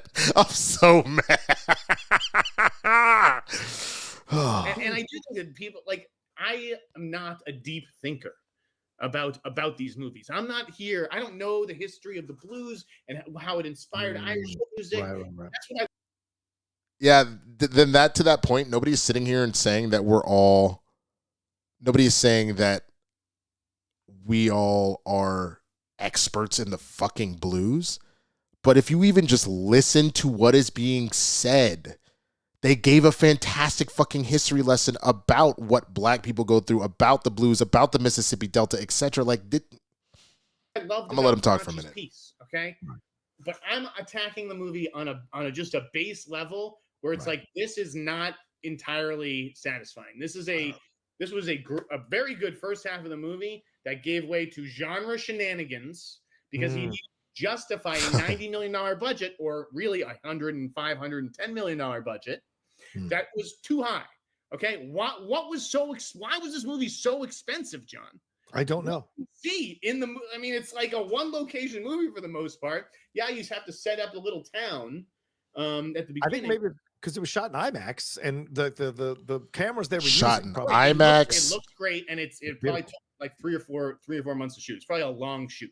Right? Yeah. Shot in IMAX. You have two people on the production staff that work with Ryan, mind you, that are Oscar winners, and Ludwig and in Ruthie. I'm sure their number is up, and he's trying to make sure they secure the motherfucking bag. Michael B. Jordan, who he is as a star at this point, you got to pay him the bag. Haley has started to get up there as far as that goes. So like, you've already got two big, like one big name, and then one other, like, I would say Haley and Delroy are probably around that same level. Him from the longevity of his career, her from the kind of white girl or primarily white presenting. Oh, she's what, like an eighth black, and her career kind of on the up and up. So I could see a lot of that happening in a number of different ways, but I think the IMAX cameras is probably the biggest part, because all these other movies that are in IMAX, like for example, Thunderbolts, they didn't shoot it specifically for IMAX. It plays for IMAX. It was formatted for IMAX, but they didn't shoot on IMAX cameras. So there's also that. Of needing permission to come in. Yep, look up the real story of the Hound Dog. Elvis didn't streak the song. It was given to him. Oh, didn't steal it. So there you go. And I think that that's also pretty huge too. And Aisha, I give you a lot of credit. That is a great point. The idea for a lot of appropriation sometimes, not always. Sometimes it is just a straight rip. But the idea of, again, if we talk about masters in music, like owning your masters, there is a permission of, fine, give me the money for this, and then you could, so same thing, come on in, and then they suck you fucking dry. So I agree with that. Also, yes, the technology for the twins was also expensive. If you've seen some of the behind the scenes, there's this whole machine that was going, that was recording his face in different ways, and that they were then manipulating. There's a lot of stuff in here that was, I forgot about that, Aisha. Thank you.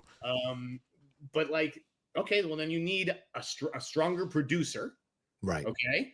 That's or what you think. to me, it's not even about this shit. It's about the script. The script, he said it like it was a badge of honor, John. 4 months from first draft to production. How many movies can you name that have done that? Plenty. I can't name any. Probably not many. Yeah. Right? None notable ones. I mean, John Hughes used to write stuff over a weekend, but that's not really like, classic films like this film. Guess what? I got to tell you something. Ryan Coogler is not John Hughes. Okay? Ryan, there are two different people. One is Ryan Coogler, the writer, and one is Ryan Coogler, the director. And the writer bit off more than the director could chew. Okay? The script, I mean, I disagree with you so much about this. I fully disagree. I respect. I want so much shit I got for what I thought was the best scene. Like, here I am. I'm trying to give him credit. Right? I thought Abernathy, what's good? Good to see you. So the funny thing about that, I did for those on Twitch, Abernathy Ross says they should have just used that Parent Trap tech. So a film that I am working on myself that I wrote and will star and direct in a short. That's one of the things that we're having to look into is how to duplicate somebody, and so that's its own thing. And also, there you go. I can't name any does not equal none exist. Exactly. Absolutely correct. Okay, let's see. Let's see if I can Google that. Give me a second. Whoops. How many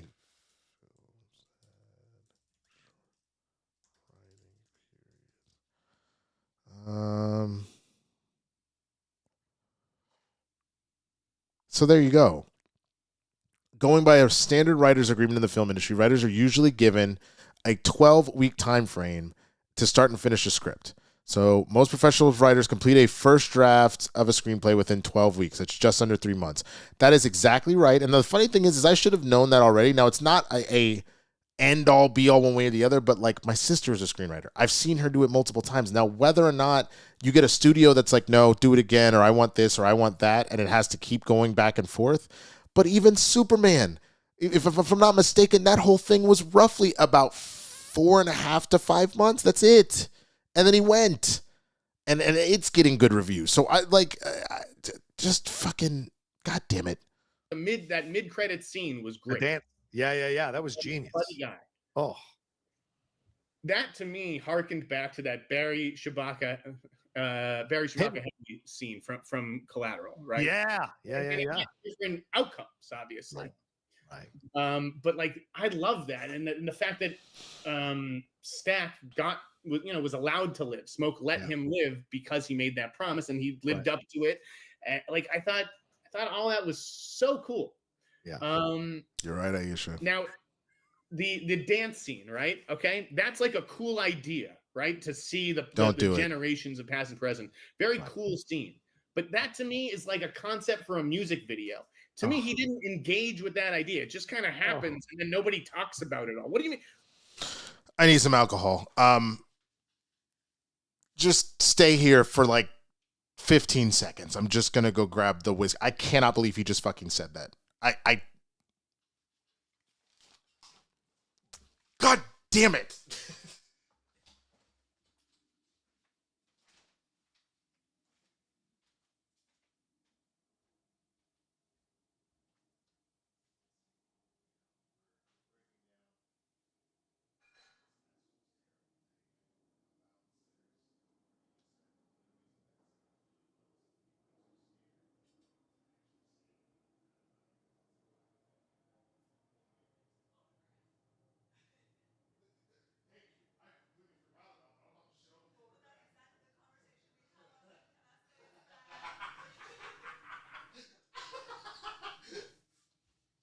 All right.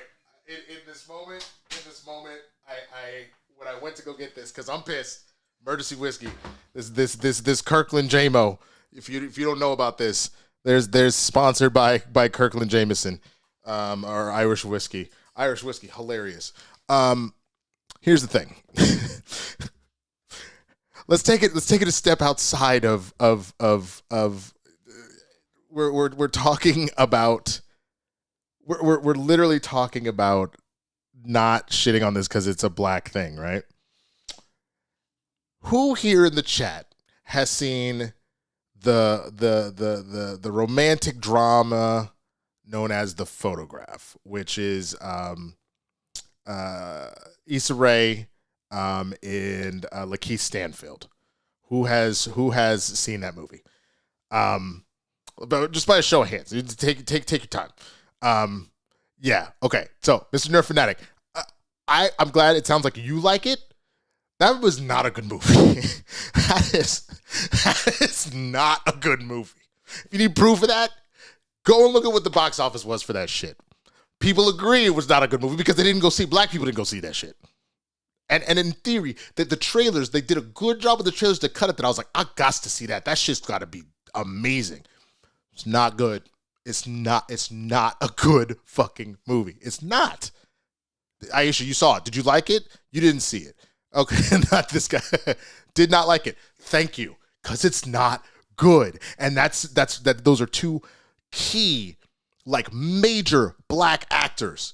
Issa, considered generational, like, as far as like what she did with Insecure and then everything she's done to put so many different people on and things like that. Like, he's Stanfield, been in conversation for Oscars and shit like that. It is not a good movie.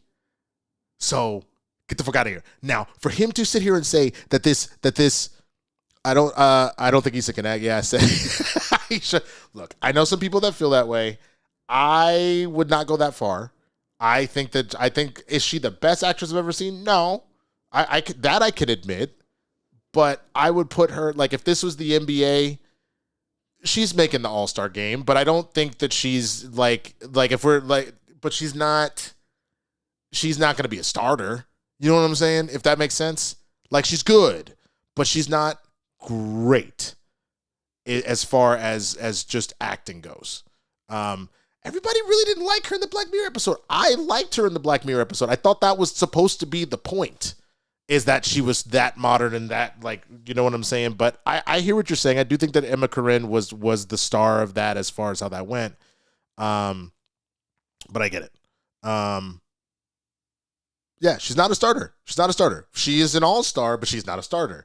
And I also agree. She is, like, in the same way that we talk about, we'll talk about, like, musicians again. There's all things that they do exceptionally well. So, like, I'll use both Beyonce and Taylor Swift as examples really quick. Taylor, fantastic songwriter, clearly knows how to market and things like that, knows how to put, like, thematic albums together and the mystique and all that kind of stuff. A decent vocalist. I don't think she's the greatest vocalist, but a decent vocalist. And then honestly, she doesn't really dance. It's not her sauce. But it's enough that she's the biggest star in the world. And then the other, arguably, like, they're really 1A, 1B. Then you look at Beyonce, fantastic dancer, incredible vocalist, a very, very good executive producer as far as an artist goes of knowing what she wants on her albums, but she's not as strong of a songwriter. Honestly, she knows what she wants and can get her writers to get it for her, but you've rarely seen a song where she's like, yeah, she just pumped out these lyrics herself. You know what I'm saying? She has a team that helps her do that.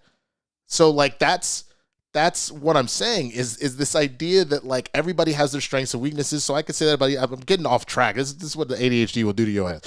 I'm getting off track in that like, yeah, everybody has their strengths and weaknesses. So I get that about Issa, and that as a writer, as a creative, she is, Luka LeBron levels. But then her 3-point shot, her acting on that end, she's put up like a solid 25-30% from the three. But she ain't no Steph Curry. I'll tell you that much. She not even a Klay Thompson. Like, you know what I'm saying? I'm Giannis. I can occasionally shoot a 3-pointer. And see, there you go. Aisha, you're hilarious. I wish I had a way to do that. See, look at all these black people criticizing other black people right now. All right. Here's a shot for even remotely saying that middle scene with the ancestors. Again, this is how I know that then you don't understand. And maybe your media literacy isn't as good as we thought, because let me get his full thought before I say this, because I want to see this. Give me a second. Okay, that's like a cool idea, right? To see the generations of past and present. Very cool scene. But that to me is like a concept for a music video. To me, he didn't engage with that idea. It just kind of happens, and then nobody talks about it all. What do you mean? Go ahead, argue. What do you mean nobody talks about it? The point is that they cannot see it. That Sammy has summoned spirits. So the vampires can see it, because with them being undead, they all... Just make sure the door's closed because I'm being real loud right now. The vampires can see it because they're undead. They can see the other undead. They can see all the various ancestors and spirits that are there, which is why Remnick wants Sammy in the first fucking place, so he can see his fucking people. He obviously loves his commune that he's making now out of these new vampires, but he also talked about his missing and his love for the old country. That's why he's even bringing them in to do Irish jigs with him outside. God fucking damn it. All right, here's a shot. I cannot believe this motherfucker said that was a music video concept. Jesus fucking Christ, man.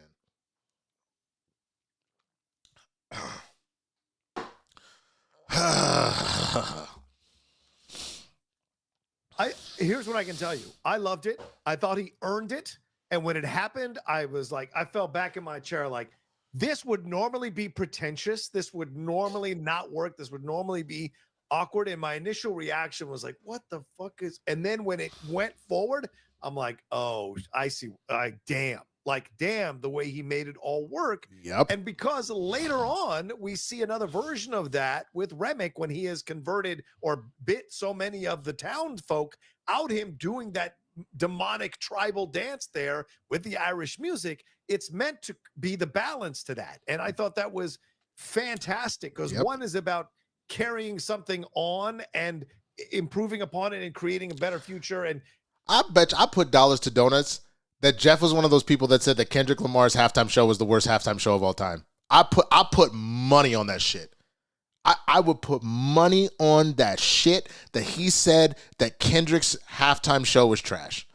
If someone can find me the tweet, I don't know what I'll send you $5. I don't fucking if he has a tweet out there about that shit, I put dollars to donuts on that shit, bro.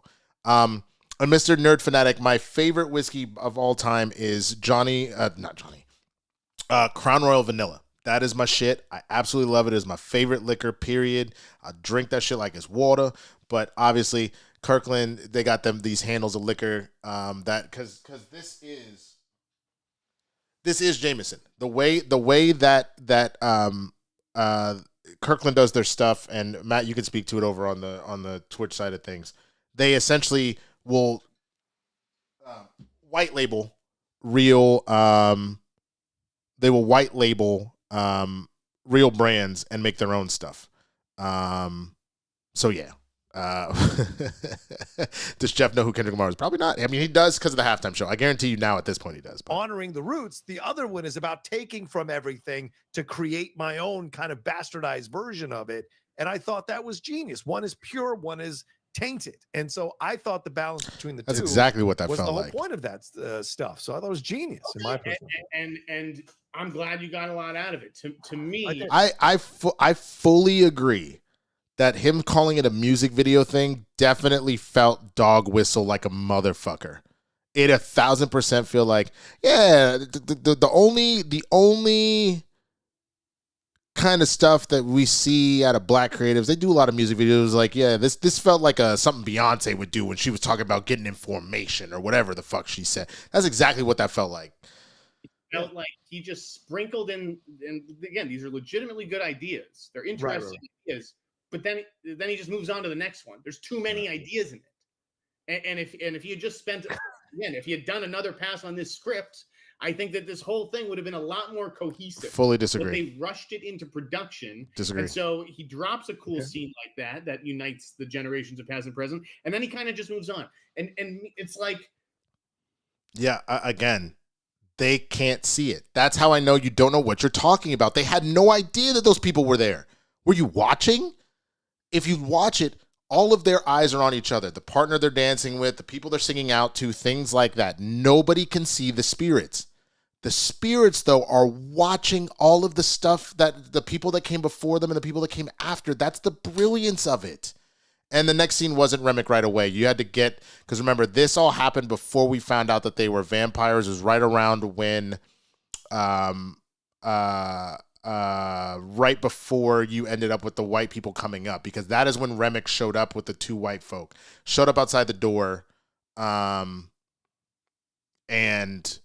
then knocked. Was like, "Can we come in?" Blah blah blah blah blah blah blah blah.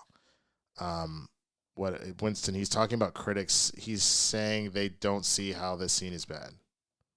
Okay, I know we're watching modern day black dudes dancing through the 1920s. Do the other characters see these people? No, I don't know. It's a great question. No, they do. They just disappear after that number. But that's how music is, and I think that's what he was saying with that idiot. Is that certain You're music, and especially because Preacher Boy was pumped up to, or was presented to be someone whose voice is otherworldly, so much so that Remick comes onto the scene because his voice is from the generations before and the generations to come. So it's an otherworldly, supernatural thing. His voice. So the fact that people were dancing to his song implies that they themselves were being transported in some subconscious way to the future and the past while being in the present. So for me, I took it in that way. But Roca is cooking. Yo, cheers, Roca. I totally understand. Yeah. Again, I'm not here to write a book or do some sort of psychoanalytical deep dive on all the themes. That's not who I am. I came out of the movie on Saturday night. Yeah. And was asked, "What'd you think?" And I was like, "It was okay. It's good." I don't understand how anyone could get out of that movie and be like, "Oh, masterpiece." Then you have bad taste. Too messy. You have bad taste. Okay. Was From Dusk Till Dawn a masterpiece?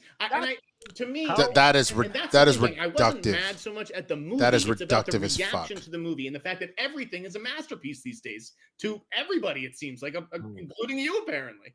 I thought it was. I think it's an auteur's. Okay, cool. If everything's a masterpiece right now, go ahead and tell me that it. Like now, let me be real. I'll give him the minorest bit of credit that I straight up said I have a bunch of issues with Brave New World and gave concrete examples of what my issues were.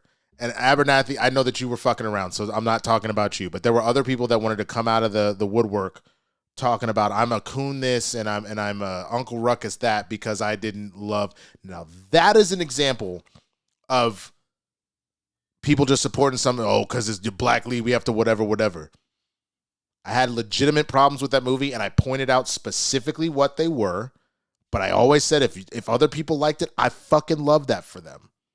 So that's fine. But that's a scenario where it's like, it's a black-led movie, and I was supported. I supported it, and I went out, but I had my problems, and I ain't calling no motherfucking masterpiece because it's not.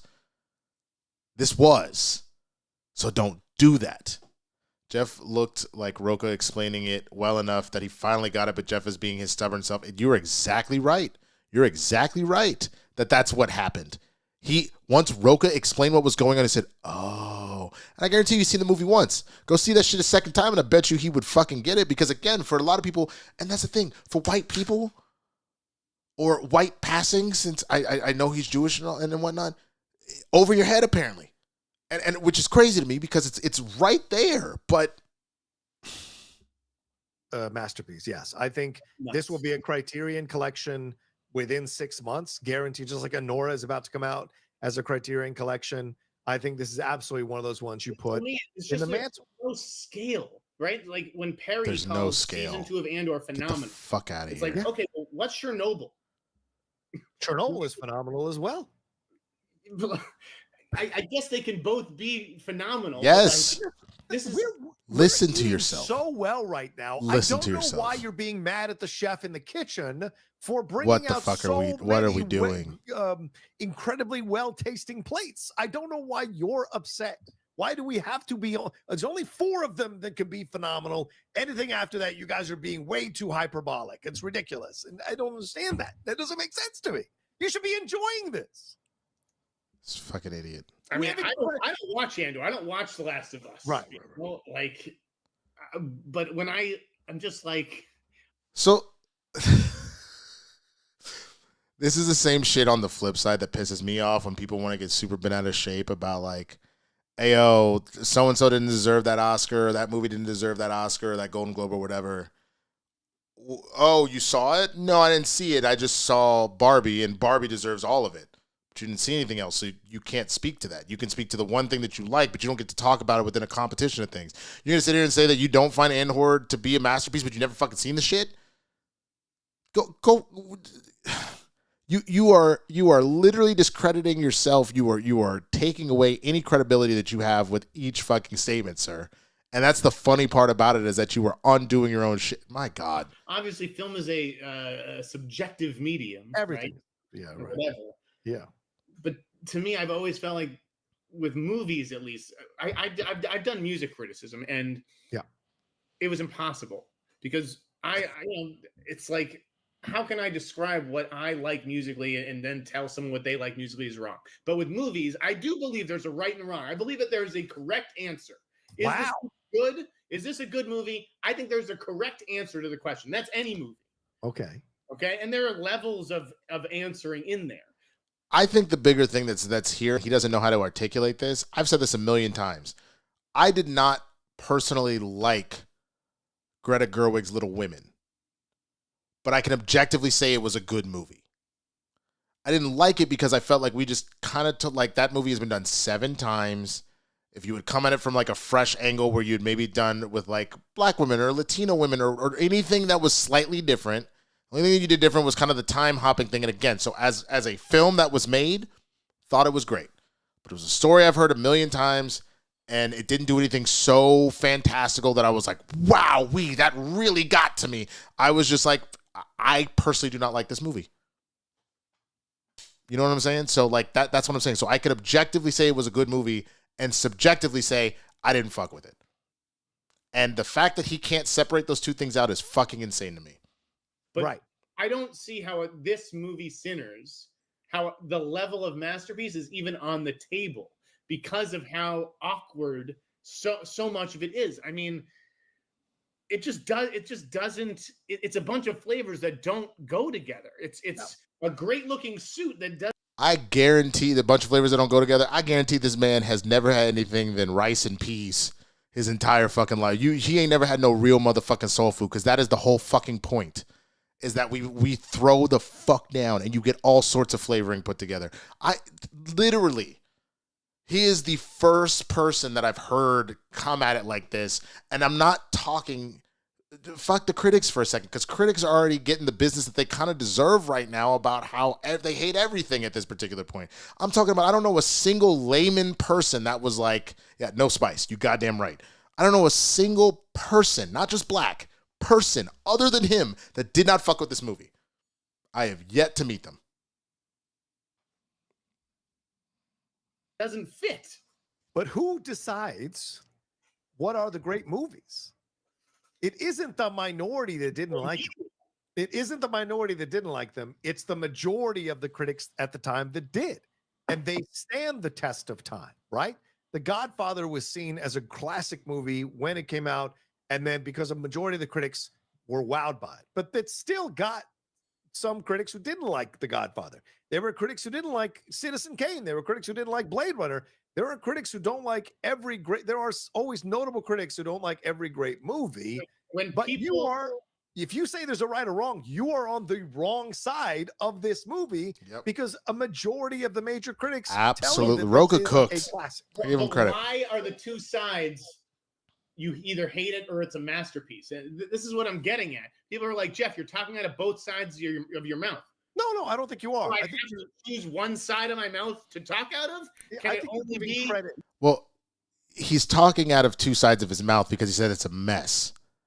If he had said something like, I liked the movie, I gave it a B, but it got a B for me because these things didn't work for me. These are the things that I think that don't work for the film. That's not what he's saying. He says, that doesn't work at all. That was a stupid idea. That's just a black music video. Like, again, didn't say black music video, but it was clearly implied. It was dog whistle. And that's the other thing about it. For somebody that writes for a living, if you don't understand that the words you use matter and that some words are fucking coded and some language is coded, then you are clearly missing the motherfucking point.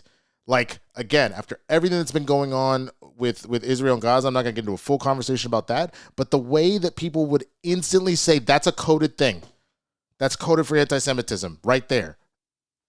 How are we going to say that, but you can't turn around and look at what's coming out of your mouth and see how calling this, oh, that looked like a music video idea, and not see how that is incredibly fucking loaded.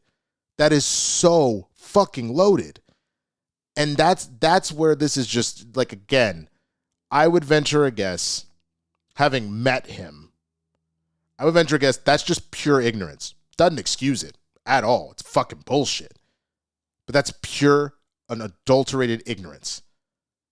And he needs to wise the fuck up. He wants to know why people are coming at him. It's because you're being ignorant, period. And you're not being open enough or smart enough or wise enough to hear the things that are being said to you to make an adjustment. Hey, Optimism Prime, thank you. Appreciate it. I know you got to get out of here. Let's finish this thing. There's only about 5 minutes left. Masterpiece and hater, the truth is somewhere in the middle, which is what a B means. It wasn't a C. It wasn't a mixed negative review. It was a mixed positive review while pointing out why this isn't an A for me. Right. And so many people have written to me and agreed, and they're like, yeah, this movie was mid. It was this. It was that. This didn't work for me. That didn't work for me. Funny to me that he wants to say that people are out here doing all sorts of black this and black that. You're only supporting it because it's black, but he wants to use black vernacular, calling it mid. Gen Z didn't make that shit up.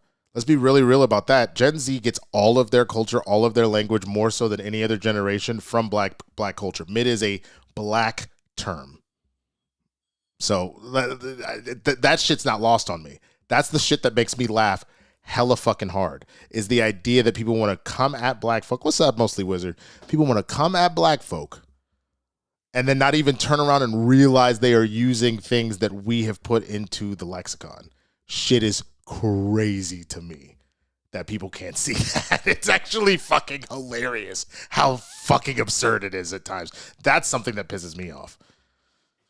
Different things are going to work and not work for different people. But the fact is that there are things that don't work, and to ignore that and to just pretend that this is the greatest movie, they don't work for you. The last 4 months, like they don't work for where you. Was this talk when The Brutalist was vying for Best Picture? You're telling me Cinema's a better movie than The Brutalist?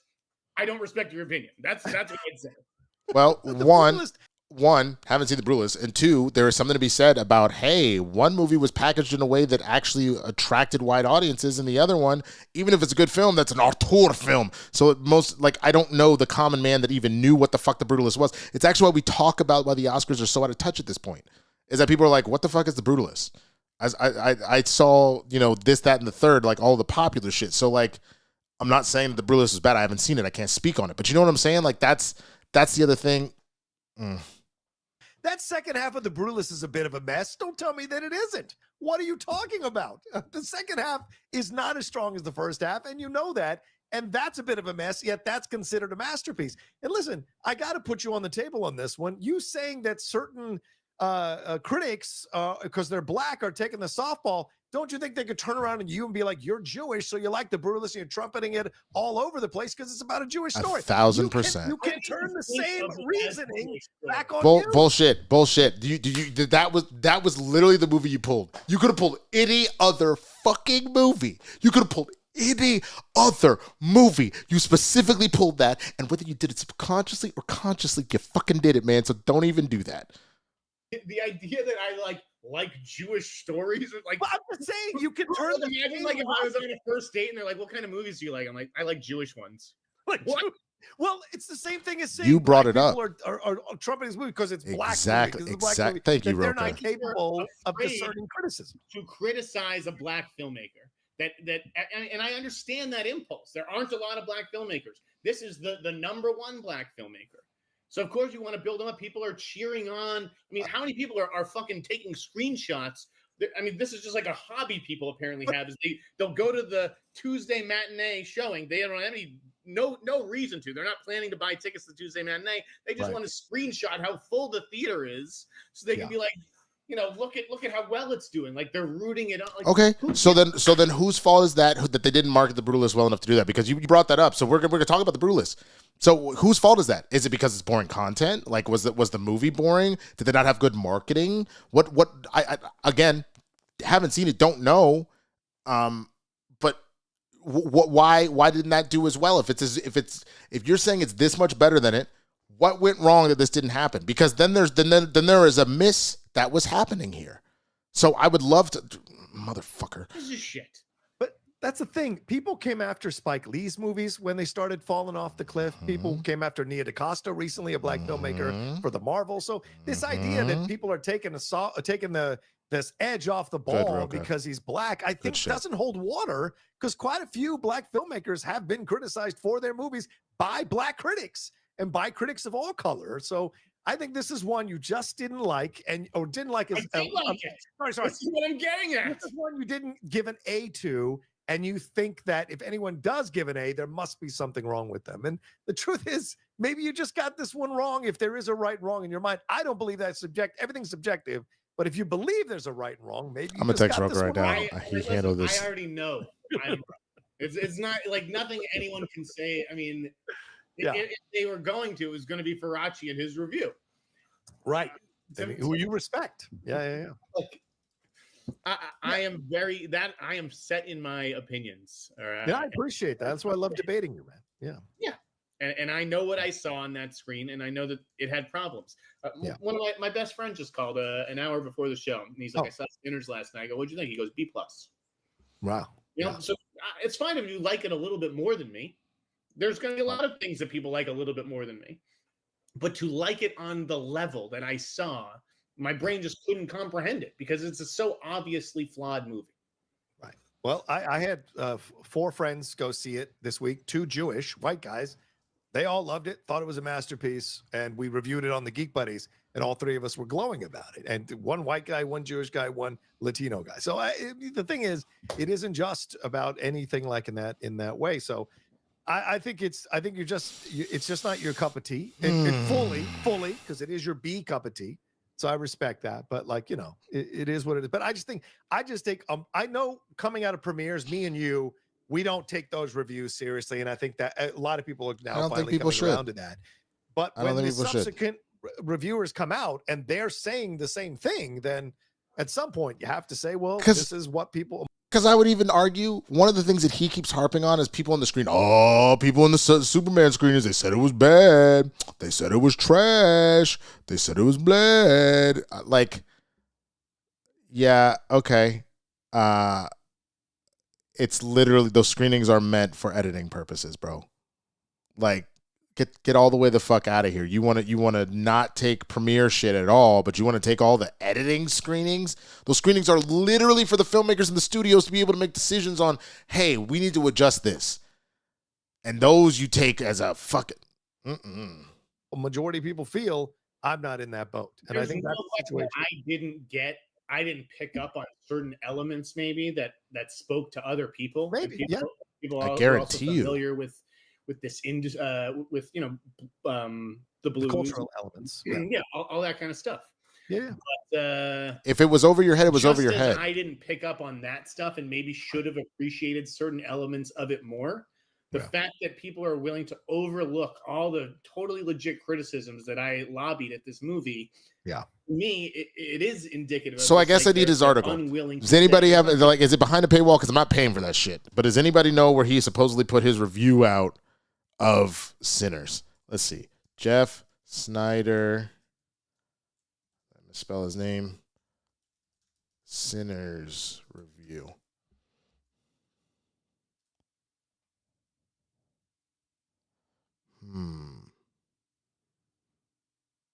Yeah, no, it's behind a paywall. I'm not paying for this. I refuse. I absolutely refuse.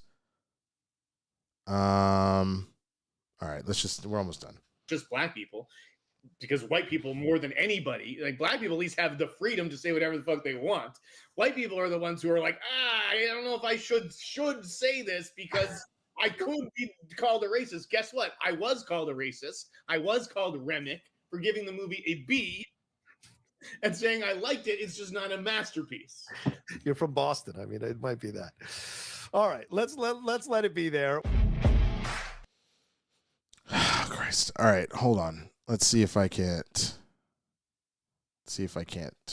get at least the beginning of this. Maybe he says something of some sort of value in this to defend any of his very backwards ass arguments.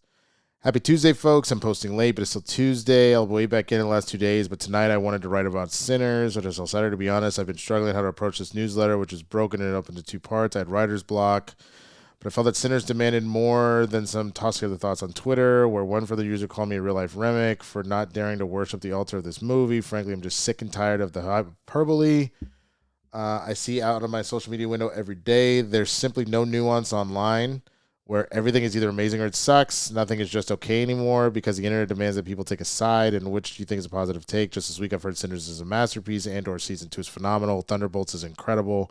Last Sunday's episode of Last of Us is one of the greatest episodes of television ever.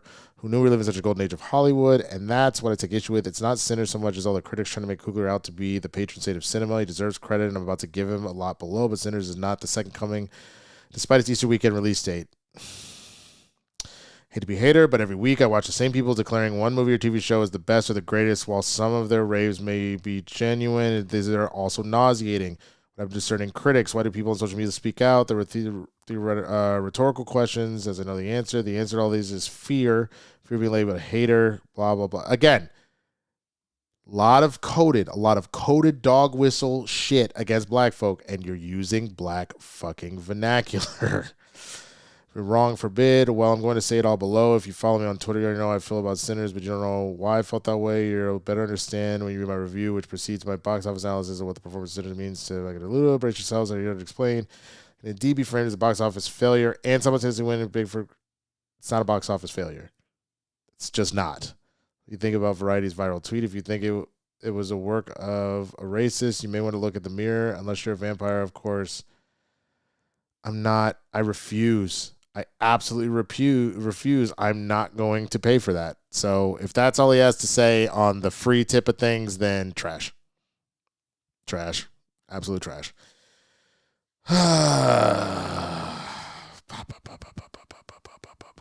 Copy and paste it and email it to you. Yeah, that's a funny thing. So my end all be all. So let's get to the end of this, and then we'll get back to playing some games for a little bit before I get out of here for the night. But it's funny what a lot of what Snyder reminds me of is that I go back to Martin Luther King and his letter from a Birmingham jail, where he talks about the white moderate.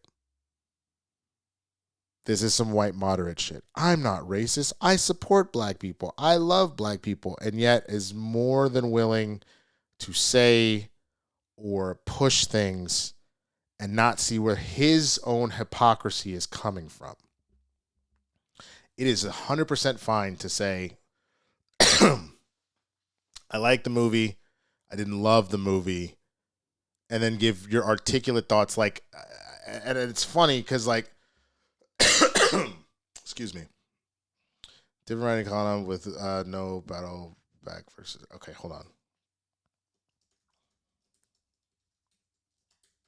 Give me 1 second. I'm texting back Roka.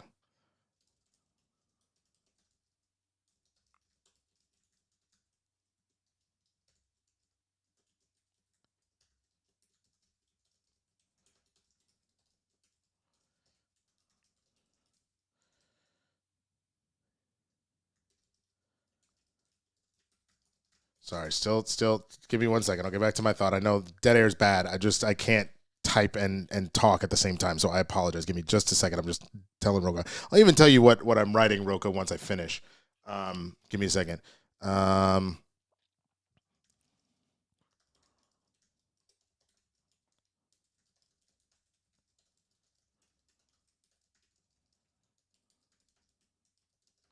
So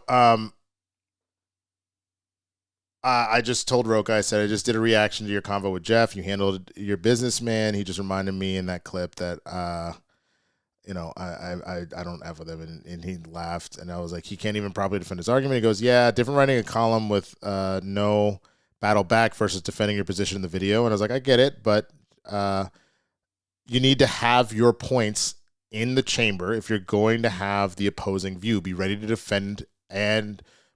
defend your argument, and you fully disarmed him. And he even had a face of realizing he was wrong on the musical number in the middle when you explained, but he was too stubborn to admit it. So anyway, but yeah, Haskell, I'm off to bed. All have a good night. Winston and everyone later. Haskell, thank you for coming through. Stamina, paragraphs full of indirects and subliminals. If you're the truth teller, you rate yourself as name some blood clot names, pull some quotes. Let's really talk about it and talk all for fuck's sake. Exactly. So yeah, I feel like Jeff is using Sinners as an excuse to express something deeper he's battling within, but the core is how he values or devalues a certain kind of person. So yeah, I stand by what I was saying. This feels like the white moderate. And so this idea that the minute you inconvenience, take out of their comfort zone, push them in a particular type of way, say a certain type of thing. Well, I'm not doing that. Oh, I'm so for blacks having rights. I got to do what? Well, I'm not going to do that. That's asking a lot. No, thank you. Like, that's what that reads. Truly, is the white moderate. What's up, Bobby McMillan? You missed a full, probably an hour and some change breakdown of Roka and Snyder talking about Sinners. So yeah, I'm going to need people. If you were going to make a stance about something, you need to be ready at all points. And I get it. I get if it'd be one thing if he was stopped by TMZ and they asked him a fucking question he just thought about but you've clearly made a decision that there was something you didn't like about it. And again, I can articulate the ways in which, like I said, I didn't necessarily F with Little Women. I haven't seen it in a long time, so I don't still have them in the chamber. But I'll use Brave New World for an example. I did not like Brave New World. I didn't. I thought the pacing was off. It was very clear that this had gone through multiple different rewrites of things. In all honesty, you can go watch my review of all this. But some of the main things, this was supposed to be a Captain America movie. It's in the fucking title. Captain America, Brave New World. This became a Hulk movie. You, in the marketing, gave away the fact that Red Hulk was going to be showing up. That should have been a fucking surprise. You didn't. Danny Ramirez, I love him as an actor. I did not like what they decided to do with his character. I thought that Anthony Mackie gave an excellent job, like acting, but I honestly felt that he was simply a passenger in his own movie the entire time. I thought some of the dialogue, mainly coming from Danny Ramirez's character, was very corny at times. I didn't like the design of the leader. I thought that like some of the stuff that they were showing behind the scenes of what they were originally going to do, which was closer to the thing, I thought looked a lot better. Just one thing after another. And again, that's not about me wanting to be a hater. Those are just things that I saw that did not work for me. And I said over and over again, if people rock with it, I am so happy about that, especially knowing that my best friend's dad is in the fucking film. Carl Lumley killed that shit. I wanted nothing but good things. I'm glad that it still ended up getting 300 some at the box office and everything. So that's great. It just did not work for me. Versus I look at Thunderbolts, I won't do the spoiler stuff right now, but just the talks about mental health and the dialogue that happened with that I thought were fantastic. The way they decided to handle the big bad threat I thought was fantastic because they realized they couldn't attack it as a standard MCU film, so they took it as a slightly different direction. And they even addressed that at one point. They go, how are we going to deal with this? And then they figured out a way to do it. Like, I can point to specifics. My ultimate problem, I get it that he wrote whatever article. I'm not going to pay for your paywall. So if all I get is the sound bites that you put out and you're not putting out enough meat and potatoes for me to chew on something, then if you gave me if I only got a taste and you didn't put the sauce on it, whatever, you're like, here, try this, but you didn't put the sauce on it, it wasn't in his finished product, then I'm going to go based off of what I heard from you. And I heard you say bullshit.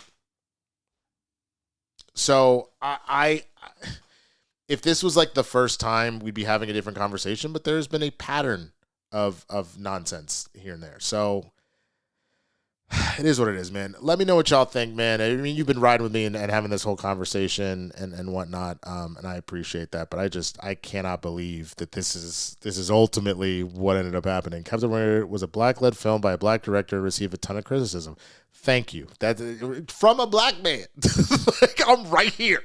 But it received a ton, and deservedly so, because there were problems, because it had like 50 different drafts and rewrites, and even to the point where I felt like it was clear that they wanted to make some sort of statement, and then they got scared of the political climate, and they even like defanged themselves as far as dealing with certain scenarios.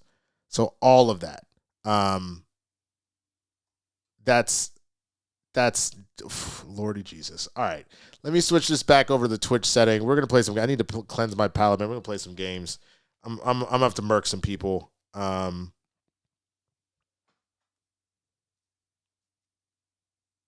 Absent good conversation to have, but everything. Oh, maybe I didn't understand. You just deleted it, so that's okay. Bobby Millen saying I'm going to see Thunderbolts tomorrow. I'm excited and hearing good things. Captain America was mid for me. Yeah, because it was mid. And the thing that can get hard, I will say this, because this is something that I had a lot of back and forth and headbutts with Roca over Caitlin Clark and Angel Reese last year. I'm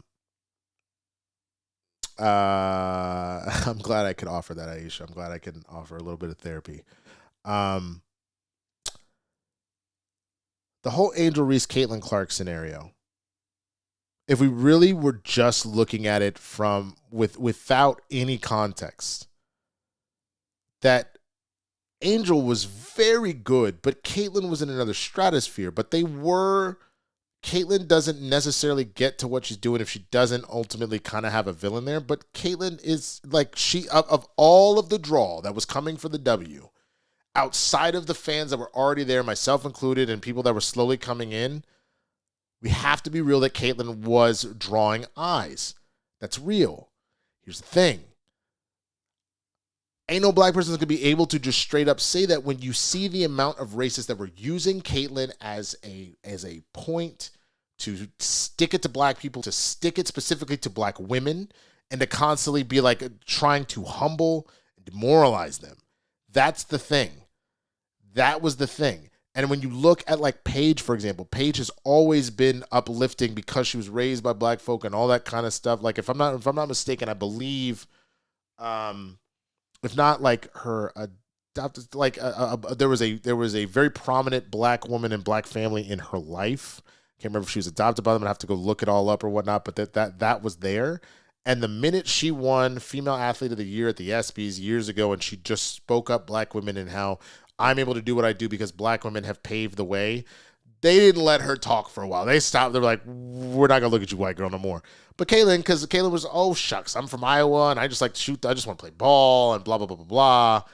What pissed me off about what Caitlyn was doing, I get the idea of, like, I'm trying not to rock the boat, but a lot of stuff was being said in her name that was enough. Like, it literally ended up in a situation where people would straight up just go, I don't fuck with Caitlin Clark because of the racists that supported her. You know what I'm saying? And that has happened with a number of different things. It becomes a lightning rod type situation. Eddie over on Twitch said, "What's up, Winston? Been listening to you talk pop culture and sports for years and always enjoyed your perspective. Haven't been able to keep up with content as much lately, but keep doing your thing, bro." Thank you so much, Eddie. I appreciate that. Thank you for the love. Thank you for stopping in and saying that. I mean, that means a lot, man. Reese's Drummond, if you know ball, missed shots and got rebounds, and you saw it if a Pistons fan. There you go. Yes, her stepmother's black. There it is. Okay, I knew there was a major woman in her life. The other thing I will give Angel, you got to give her fucking time. For the stuff that she was doing in that regard, yeah, it was bad watching some of those layups. I'm not going to lie. But there is something about that hustle where she would go and get the board. What are you going to say about that? And she's gone and took the off season to get better. I can't wait to see what Angel does this particular year because she put in the fucking work, bro. And I cannot wait to see and to be able to shut them haters up. But they're still going to talk shit because that's what they do. Amy, thank you for hanging. It's been interesting. Thank you for coming through. Have a good one. All right, so let me go ahead and switch this back over. Hold on. Excuse me. I'm seeing both in 2 weeks, so I don't care. I'm hype. Yeah, man. I mean, I'm a season ticket. I won't see them play each other, but I'm a season ticket holder, so I will definitely see both of them play at some point. I'm a Sparks season ticket holder. I mean, what is happening? Okay, here we go. So, yeah. All that being said, man.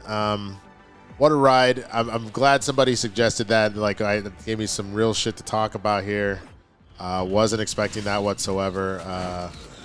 Again, want to thank Mr. Nerd Fanatic for the super chats that came through. Appreciate you. I believe I read them both, but just to double check. Your first one said he even showed how the Irish were treated like shit. Yep. And then the second one said, "I called your whiskey choice being Jameson." Oh, yep. No, you were right. Go Celtics. Get the fuck. Yeah. Oh, we were playing some Marvel Rivals. This is what we were doing before we got into that very long-winded conversation. And again, I'm happy that it sounded like it was something we all needed.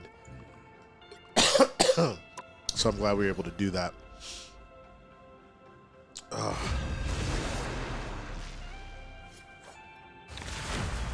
Whoa, y'all. There's apparently a recipe for monkey bread pigs in a blanket. That shit looks incredible. You'll need a top-notch team to win this one. God damn. All right. I'm gonna go Iron Man. Hopefully I get a Yes, give me a Hulk. I love it.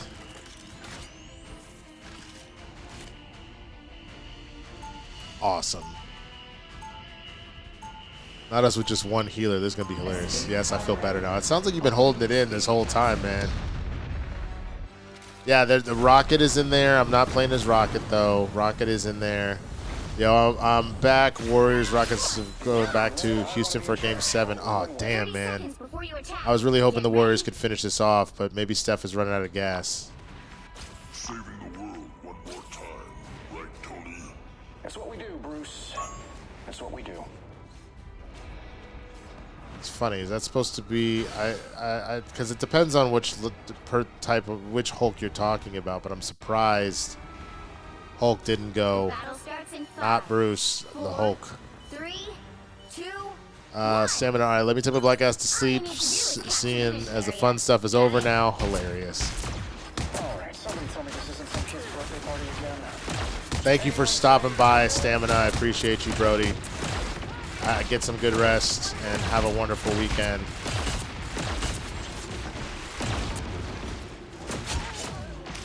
I stole my kill. Ain't that a bitch? There's another Iron Man.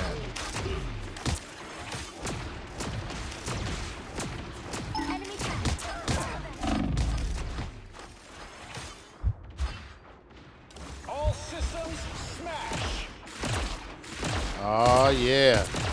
Not only ready for that gamma shot, baby. That put a spring in my step. There we go. you owe me one. Too far, Iron Man. You're too far. Realize you're too far.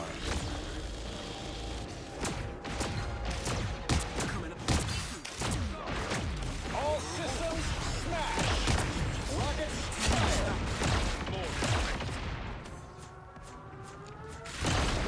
Help get that vehicle to its destination. Got him. Got him. KO. Yes, sir. Iron Man in this hoe. You better run, bitch. You better run.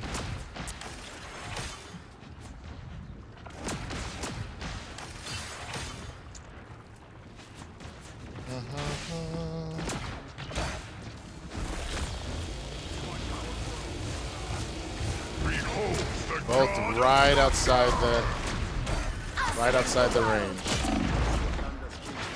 Woo! We go heal real quick. Poop. Know my limitations. Oh, thank I'll you. take a shield, sure. Thank you, Hulk. Again! Is that us or them? I don't think we have a Winter Soldier. Maximum pulse.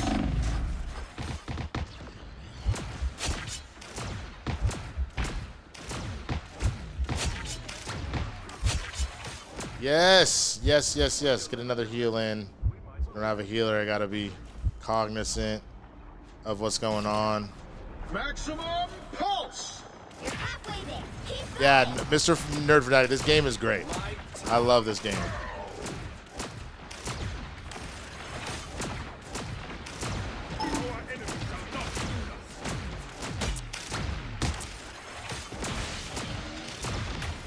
Ready to radiate.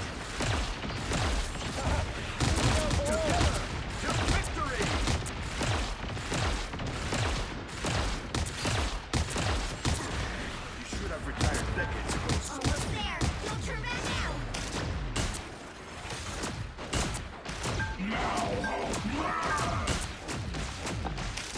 I can't heal you, but I can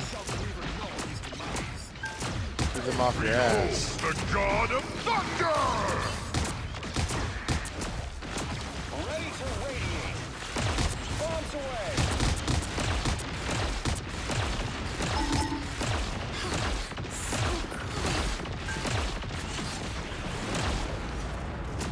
You better run, bitch. We are undefeatable. Cap, get up. We need you.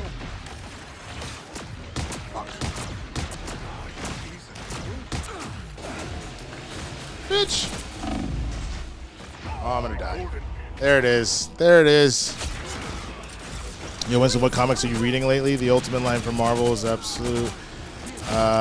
Haven't started Ultimate yet. I know I need to. I've been reading Absolute, all the Absolute stuff. That's been great. I've been reading the Justice League Unlimited. That's been great. Trying to think what else. I'll be honest, I'm not a huge fan of the Absolute Flash right now. I think that it's alright, but it's not great. But all the rest of them, especially like Wonder Woman, Absolute Wonder Woman is fucking my shit.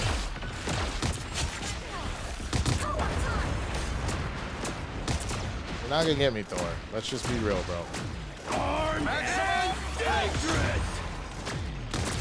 Got him. Maximum pulse.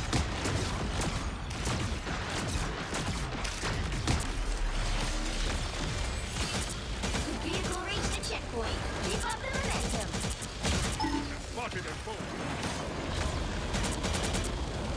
You don't want the smoke.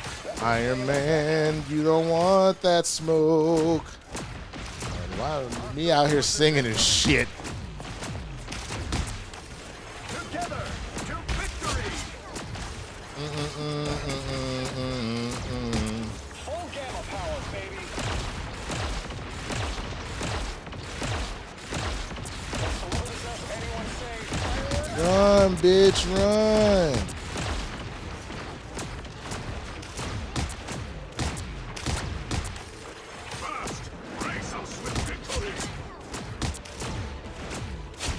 Bass ain't gonna be doing shit, my guy. Stand in your way. Bass can't save you now.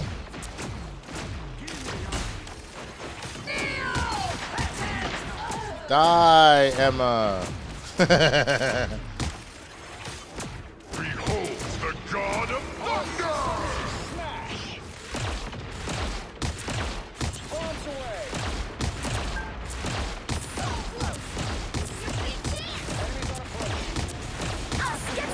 Is that what you want? Ah, got me. He got me. Yeah, I'm liking the Martian Manhunter. I really like the sorry, disgruntled Pistons fan here. I'm gonna find whoever we got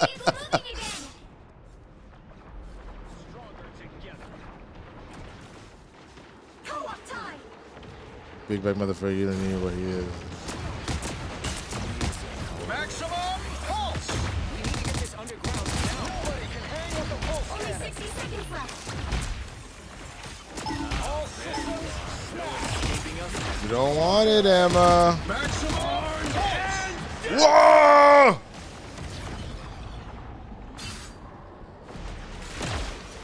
Damn, lost my fucking charge, but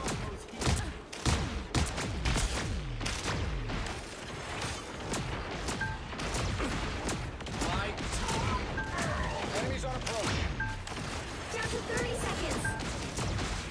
I have found the enemy's stronghold.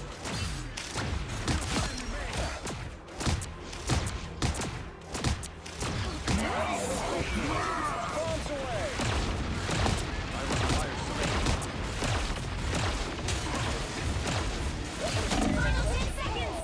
somebody finish his ass. Come on. I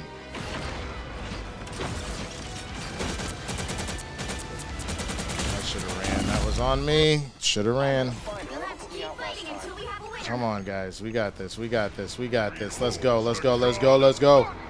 Let's go. All systems smash.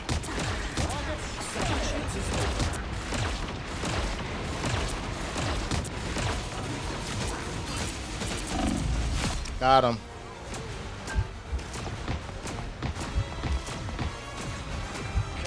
Oh, why do I have to be on the point? I'm going to die. Yep. I knew that was going to happen. That sucks. I tried. I tried it. The current score Damn, our Namor is getting in that ass. 0. Way to go, Namor. Time to Shit. switch things up, including Let me which change this side back you're on. to Marvel I Rivals. never wanted to be Iron Man, but it worked out for everybody. The right heroes could make all the There we difference. go. All right, we in this hoe. We in this hoe. People, you don't need that. He has look. I might even switch it up instead of Endgame. Why don't we go Steam I never wanted Power? to be Iron Man, but it worked out for everybody. Yeah, Steam Power. Iron Man. Let's do it. Round 2. Guess we better save the world again. I've encountered the worlds this time. Tastes quite so refined. Do. You want to talk about floppers? LeBron is claiming they threw an MCL sprain. If that's true, it's why you Here's the shouldn't shield flop. holding cap. I'm working Yeah, on a I mean, shield look, combination man. that'll really That's great, but English, please. solid light. Grandma. Wait, Winston, is your Cash App the same? Yeah, it's still the Swaggy blurred. Oh, I got it. Thank you so much. Thank you for the therapy. I am happy. I am happy to provide it. You know, it's a funny story. That was actually what if I wasn't going to be an actor, that was actually what I was considering doing for a while, was being a therapist.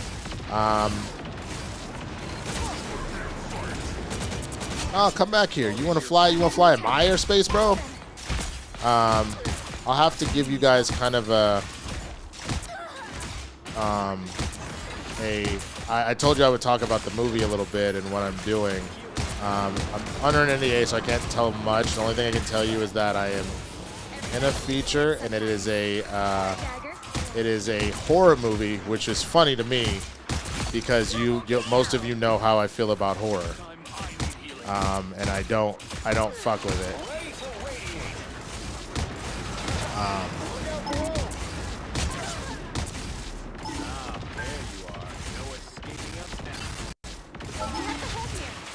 All right, this motherfucker's trying to run to the back. I got it.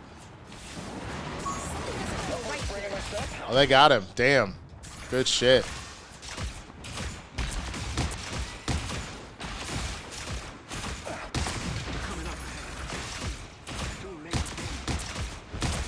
Us against the world. Full gamma power, baby.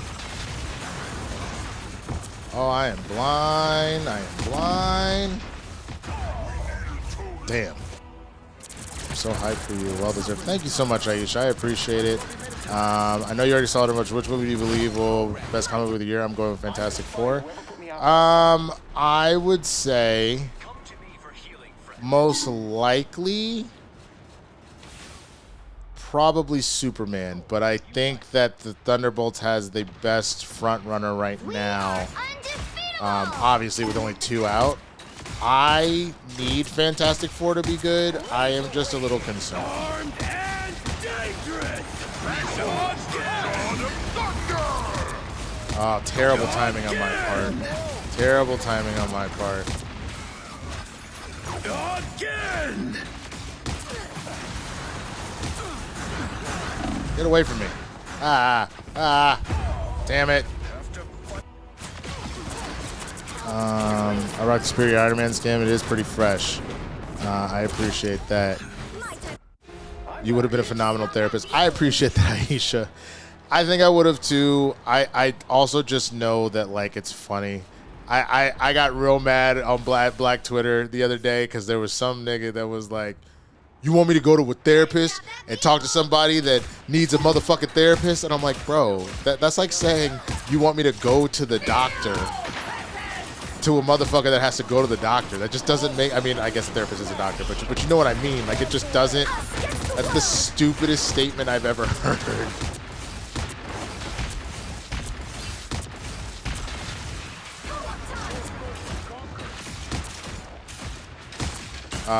But yeah, my ultimate thing for as to not, other than the fact that I love acting as much as I do, I love movies and TV as much as I do, it was the fact that like I was afraid that I would get lost helping other people. And what I mean by that is not that I didn't want to. I just meant that like I think I emotionally would not have been able, because I have a tendency to take a lot of things on. Like I take on, I'm very empathetic. That's not like a humble brag of any course, but I very much like come from the school of, for those that are familiar with Raven, Raven's able to heal. Raven, as in like the DC character, she heals essentially through empathy. She takes on the pain and then she has a healing factor of your own. So she'll like grow your wounds and then heal it and shit. You know what I'm saying? I was afraid that if I did become a therapist, I would not be able to have the capacity to not separate myself from people's issues. And then I would have gone crazy. Judge, jury, executioner! Bye. We are undefeatable. You gonna take me out, I'm gonna take you out, bitch. Ooh, I'm born again. Oh, Lord. Behold the god of thunder! I know some born again Christian shit. Somebody heal me. Second chances over. Us against the world. All systems smash. Armed and dangerous! Man, they keep doing these ultimates, man. Yes, get him. More missiles. Straight gunner, one of my weaknesses.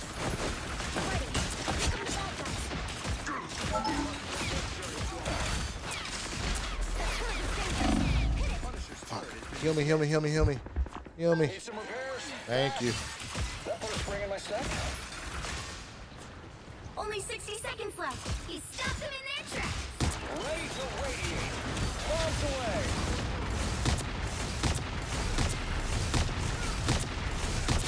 Hi, Thor. Fuck off. Get out of my house.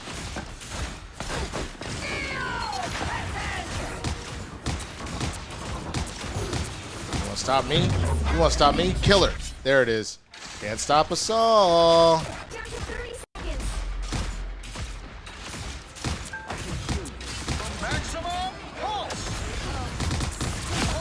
Yes, double kill. Oh, bro. I might end up MVP in this motherfucker. Let's go. Let's go. Let's go. Get the fuck out of here, Thor. Take your little bitch ass out of here, Thor. Take your little bitch ass out of here, Thor. Yo, yo, yo. Bodies, bodies, bodies, bodies. Final 2, 2, 1. If you're an empath, being a therapist would have been draining. Yep, most likely to the point of holding resentment towards your own patients. Yeah. Well, and that's part of why I can act the way that I can, to be honest with you, because I can connect to people. But it's also why, all right, I respect it. Homie was holding it down. I mean, look at that. He's 47, 8, and 3. Yeah, you deserve that, bro. But 33 and 8, that ain't nothing to. They ain't nothing to. Should look at it. 14 finals. Let's go. Fuck them up. It's what makes acting both a slightly better fit, but also kind of dangerous at times, because like getting into a really heavy scene, and I've done it before, I can come out with a pretty gnarly hangover. I've never found myself like truly, the one thing I can kind of separate, I've never found myself truly falling like in love with like a co-star or nothing like that. There's certainly feelings in that moment, but there's nothing that's ever been like a carryover. Most of that I'm able to purge at a certain point, but that's because I get to walk away. Hey, yo! Thank you so much. Dropping that super chat in. Romy Ranger saying, just wanted to say I appreciate you and the content you put out. I haven't watched Capes and Cows, but I'm sure it'll be great as always. Much love, dude. Thank you so much. I appreciate that, Romy Ranger. Sending love to you. Thank you for that. But yeah, it allows me to use my powers for at least entertainment for good, and there's something in particular that like I get being able to put a smile on people's face that really gets me. Hold on.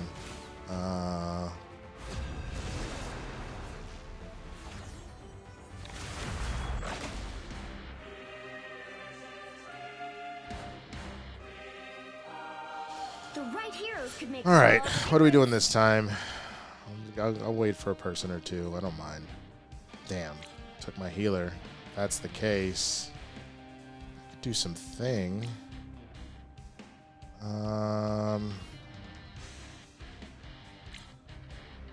Yeah, that's fine. I'll do the thing. That's fine.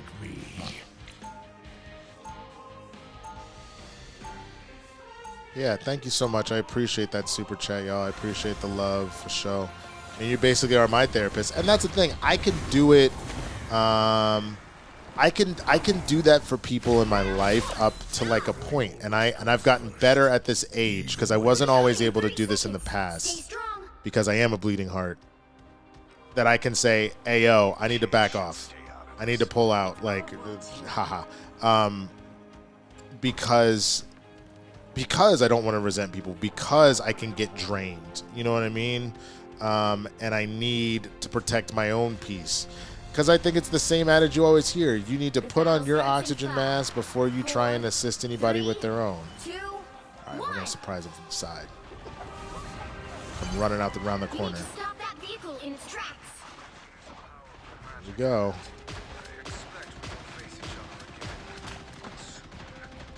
Where are they? A little help, please. Better stop that vehicle. Why is the vehicle moving?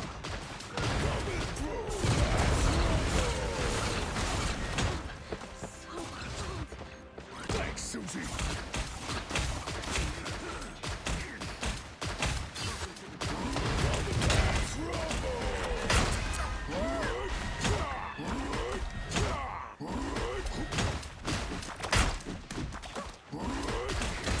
Better run. Better run.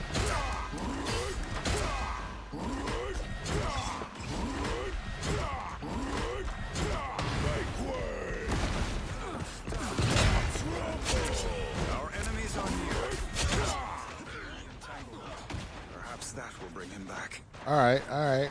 Feeling better already. I'm hunkering down. Damn. Targets down. I didn't even see. I can't quite see what you're saying right yet until I'm not trying to die, but I need to kind of like have a break in the action. Let me know if you want to watch Iron Man, so probably go to bed next hour. Okay.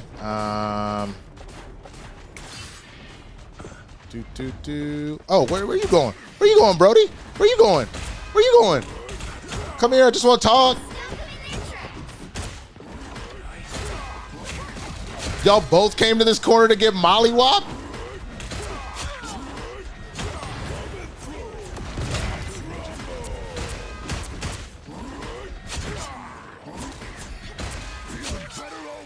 Yes, sir.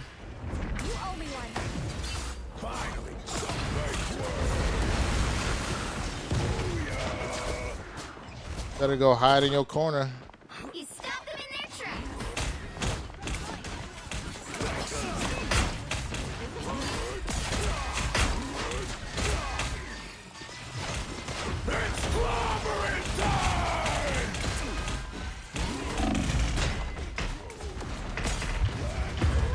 Damn. Probably deserved to die on that one. How much for bars? Virgo by a verse with that oxygen mask and that song. Is one of my therapists. Why do I know that song? Virgo, I think I know. Dude, Atmosphere is one of the best, man. Absolutely one of the best. And I think grossly underrated. That was not the direction I meant to go.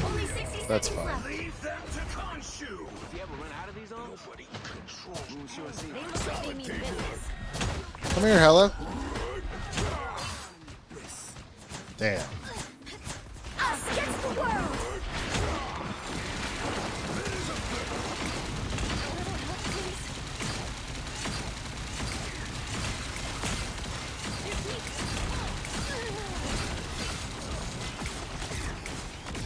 Down to 30 seconds.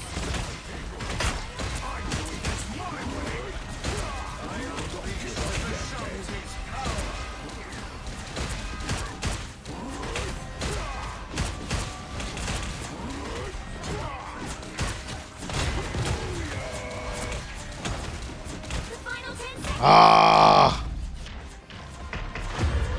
Of course they got me. Nice, guys. Did we do it? Y'all got so lucky y'all ran back in that fucking room. That's hilarious. Hold it, guys. Hold it. Please hold it. Oh, my God. Oh, no. Don't let him get any further. He was writing your life story in the 2000s. Yeah, man. I mean, he's a real one.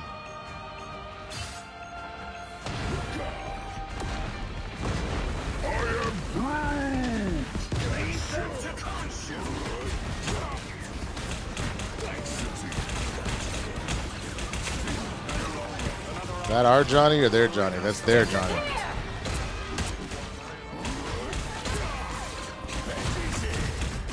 Yes, got him.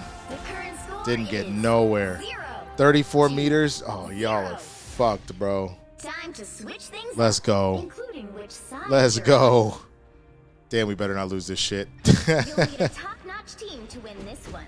Oh, shit. Nah, fuck that. We got a Doctor Strange. Oh, all right. I guess I should. If it ain't broke.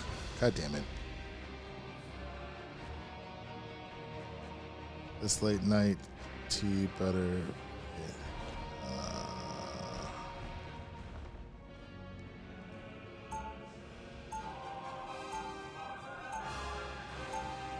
Round two.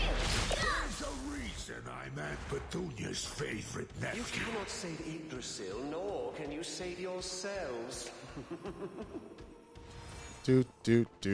Look at me in my trench coat. Look at me in my 30 trench coat. seconds before you attack. Get ready. Fools! So, do you truly believe you can stop my grand schemes? On occasion. But to serve as one's avatar must be exhausting. Yeah, I probably shouldn't comment. Khonshu is always listening. Perhaps a divine The exercise. battle starts in 5, 4, 3, Flip that 2, coin. 1. Help get that vehicle to its destination. Come on, Thor.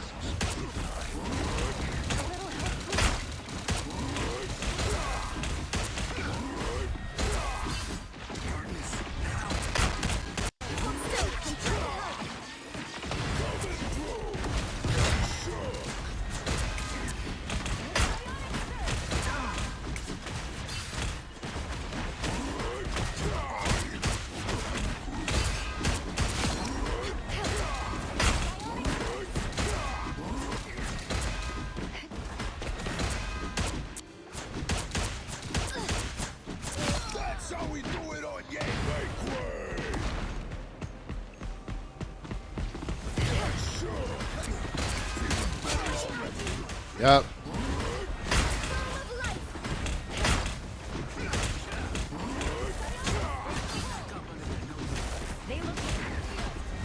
They out here like R. Kelly fighting for their motherfucking life.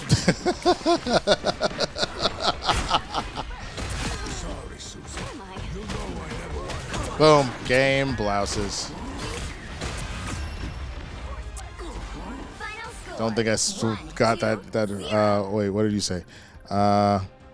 Steph went 9 from 23 and 6 from 16. This nigga has really been falling off a clip lately. This make T-ball better hit people. LeBron falling off. They really did talk about Steph. I mean, the problem is Steph can't do it by himself, and he's just getting tired, man. That's all. My cousin ain't wasting no time. Ooh, what is that? Oh, nice. We already up to silver. Let's go. All right.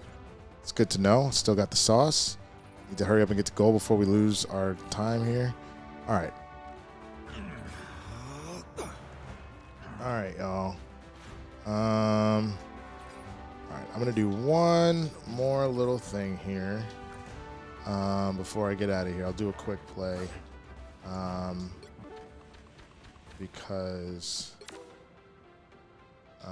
actually, I'll do this brain blast shit. That's hilarious. It's essentially big head mode. I wish I could get into Rivals. People love it, and it's insanely popular, but it's just not my style of game. I play for like 2 hours and just put it down. I understand that. Totally get it. I love it. Absolutely love the game. I never wanted to be Iron Man, but it worked out for everybody. Once an Avenger, always an Avenger. I mean, with the big heads, I could probably hit some headshots a lot better. 3, 2, 1. Only one team wins this. Try to make it yours. What happened with you and Rue? Matt over on Twitch saying he almost got into it with a friend of ours. Much they meant to me. What'd you do? You must have done something. Needed that boost.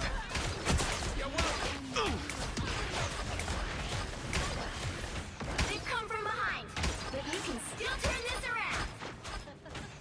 Oh shit. Ah! Sniper, don't let him get a beat on you. Deep for the day. I'll patch you up. You're in the lead now. Try to make it last. Damn it. Lead now. Try to Ooh, make it revived.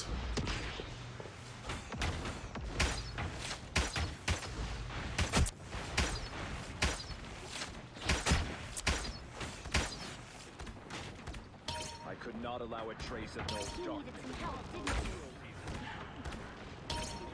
Not you running like a little My good bitch. deed for the day.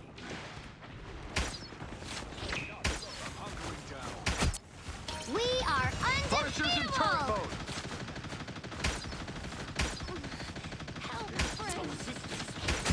Think about Got what you him. did, Castle. Bad guys won't like this. Got him. Jesus. Born again! Oh shit.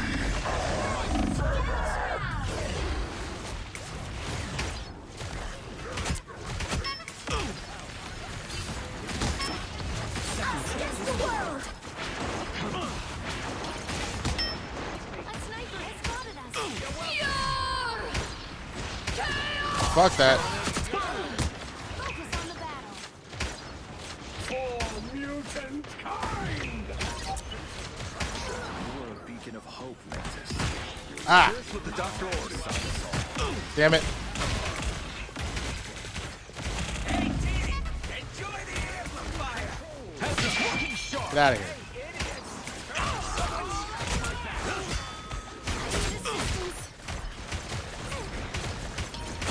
Happy to pitch in, please. Armed and dangerous! No more. Never miss. What the fuck was that? Oh, whack. That is so whack. I think I twisted my shoulder. People really trying to make Black Widow a thing in this game, and she's just not good. Focus on the battle. Only 60 seconds I'll left. take it.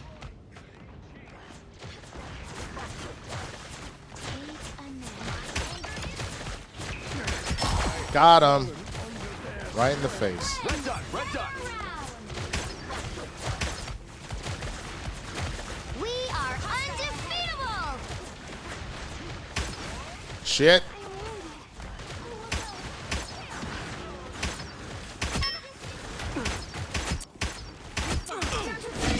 Get away from me. Get away from me.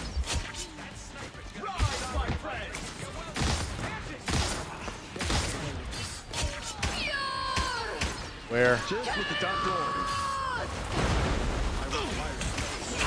Oh, I got put to sleep. Got him. Got him. Double KO!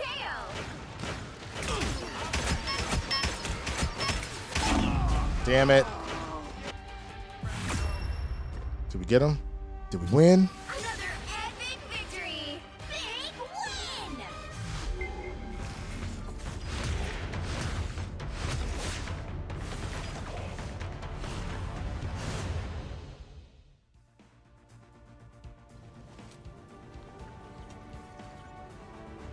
I mean, the Shador drop was lightweight collusion. Let's be real. That's a whole other conversation because people that have far worse behavior, Johnny Football, Baker Mayfield, number of people didn't drop out that far. Johnny Football did a little bit, but like Baker Mayfield still went number 1 overall. You know what I'm saying? So it's I don't get me wrong. I know he shot himself in the foot. I'm not going to sit here and pretend like Shador didn't. But there is something very particular about the way that they handled this whole situation that was just trash. And it even looked like your front office wanted nothing to do with it. That looked like it was an owner's decision based off the faces they were making when the call went in. So, but again, that's a longer conversation for another time. I am going to get up out of here. I want to say thank you. Let me get to just this.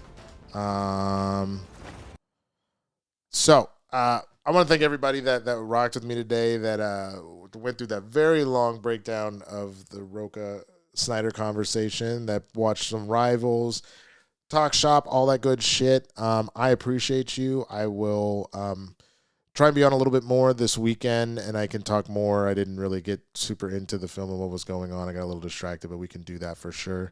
But thank each and every one of you. All y'all go get some rest. I know if it's 10 o'clock here, it's late as fuck for everybody else, man. So with that, y'all get some sleep.